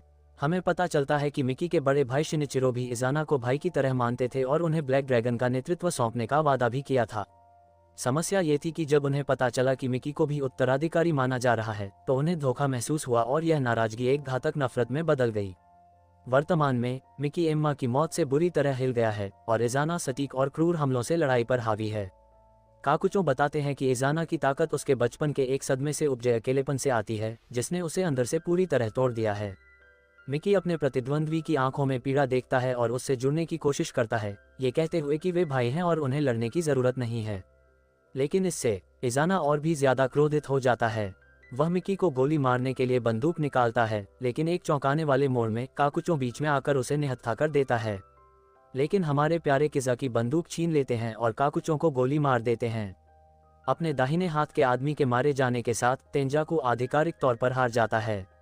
किजाकी भागने की कोशिश करता है, लेकिन सीधे ड्रेकन और ताकुमिची से टकरा जाता है, जो खेल खेलने के मूड में नहीं है। इस बीच बुरी तरह घायल जाना माइकी से कुछ देर के लिए खुलकर दिल की बात कहता है। वह एक चौंकाने वाला खुलासा करता है। उसे पता चला है कि उसका शिनिचिरो या एम्मा से खून का कोई रिश्ता नहीं है और उसकी अपनी मां ने उसे छोड़ दिया था। यह एक ऐसे खलनायक की कहानी है जो बस एक परिवार चाहता था। पूरी तरह से बेहोश होने से पहले वह माइकी से पूछता है कि क्या वह उसे बचा सकता है, लेकिन बहुत देर हो चुकी होती है। इजाना वहीं बर्फ में अपने बचपन के दोस्त काकुचों के साथ दम तोड़ देता है। अपने नेता की मौत के बाद माइकी अंतिम फैसला लेता है और टॉमन और तेंजाकू के बीच संघर्ष के खत्म होने की घोषणा करता है। तेंजाकू के अधिकारी पीछे हट जाते हैं, लेकिन माइकी एक स्पष्ट आदेश देता है, किसाकी को पकड़ो। एक एक्शन फिल्म के लायक मोटरसाइकिल चेस शुरू होती है, जिसमें ताकुमिची और ड्रेकन किसाकी और हनमा का पीछा करते हैं। एक दुर्घटना के बाद ताकुमिची अपने बुरी तरह घायल पैर के बावजूद हनमा के सामने कूद जाता है और ड्रेकन को असली लक्ष्य का पीछा करने के लिए कहता है। यह एक नायक का बलिदान है। वह उस क्रूर व्यक्ति को रोके रखता है ताकि उसका दोस्त अंततः इस सारी मुसीबत के पीछे के मास्टरमाइंड को पकड़ सके। ताकुमिची और किसाकी के बीच अंतिम लड़ाई ठीक उसी जगह पर होती है जहां भविष्य में हिना की मृत्यु होनी तय है। काकी गुस्से से आग बबूला है और चिल्लाता है कि ताकुमिची ने उसकी सारी योजनाएं बर्बाद कर दी। फिर वह खलनायकों वाला क्लासिक भाषण देता है, जिसमें वह सब कुछ हथियाने की अपनी शातिर रणनीतियों का ब्यौरा देता है। पहला, माइकी को अपने वश में करने के लिए ड्रेन को रास्ते से हटाना। दूसरा, टॉम को तोड़ने के लिए वल्हल्ला का इस्तेमाल करना। और तीसरा, बचे हुए को खत्म करने के लिए तेंजाकू को लाना। वह मानता है कि केवल एक ही चीज है जो गलत हो सकती है, जिसका उसने पहले से अनुमान नहीं लगाया था। जब ताकुमिची उससे पूछता है कि वह हिना को मारने के लिए इतना जुनूनी क्यों है, तो काकी को आखिरकार समझ आ जाता है। उसे एहसास होता है कि ताकुमिची एक टाइम लीपर है। फ्लैशबैक में हम उस मनोरोगी की कहानी देखते हैं, एक प्रतिभाशाली लड़का जिसे हिना से प्यार हो गया था, लेकिन जब हिना ने ताकुमिची को चुना तो वह ईर्ष्या से पागल हो गया। उसकी योजना 10 साल तक चली, जिसमें वह जापान का सबसे बड़ा बदमाश बनना चाहता था और माइकी को अपनी कठपुतली की तरह इस्तेमाल करता था ताकि अंत में हिना से शादी कर सके। और वह साफ कर देता है कि वह हिना को किसी और के साथ देखने के बजाय उसे मारना पसंद करेगा। ताकुमिची उस पर हमला करता है, लेकिन हिना और माइकी ठीक समय पर पहुंच जाते हैं। काकी भाग जाता है और ताकुमिची उसका पीछा करता है, ये सोचकर कि हिना को बचाने का एकमात्र तरीका उस आदमी को मारना है। पीछा करने के दौरान अचानक एक ट्रक किसाकी को कुचल देता है। वही मशहूर ट्रक अपना काम कर रहा है। ग्रेटर दैन खैर, मरने से पहले वह माइकी से कबूल करता है। वह हमेशा उसके जैसा बनना चाहता था। लड़ाई में 3 लोग मारे गए और 5 गिरफ्तार हुए। कुछ दिनों बाद ताकुमिची काकुचों से बात करता है और कहता है कि किजाकी की मौत के बाद भी उसे एक अजीब सी सिहरन महसूस होती है, मानो असली लड़ाई भी खत्म नहीं हुई है।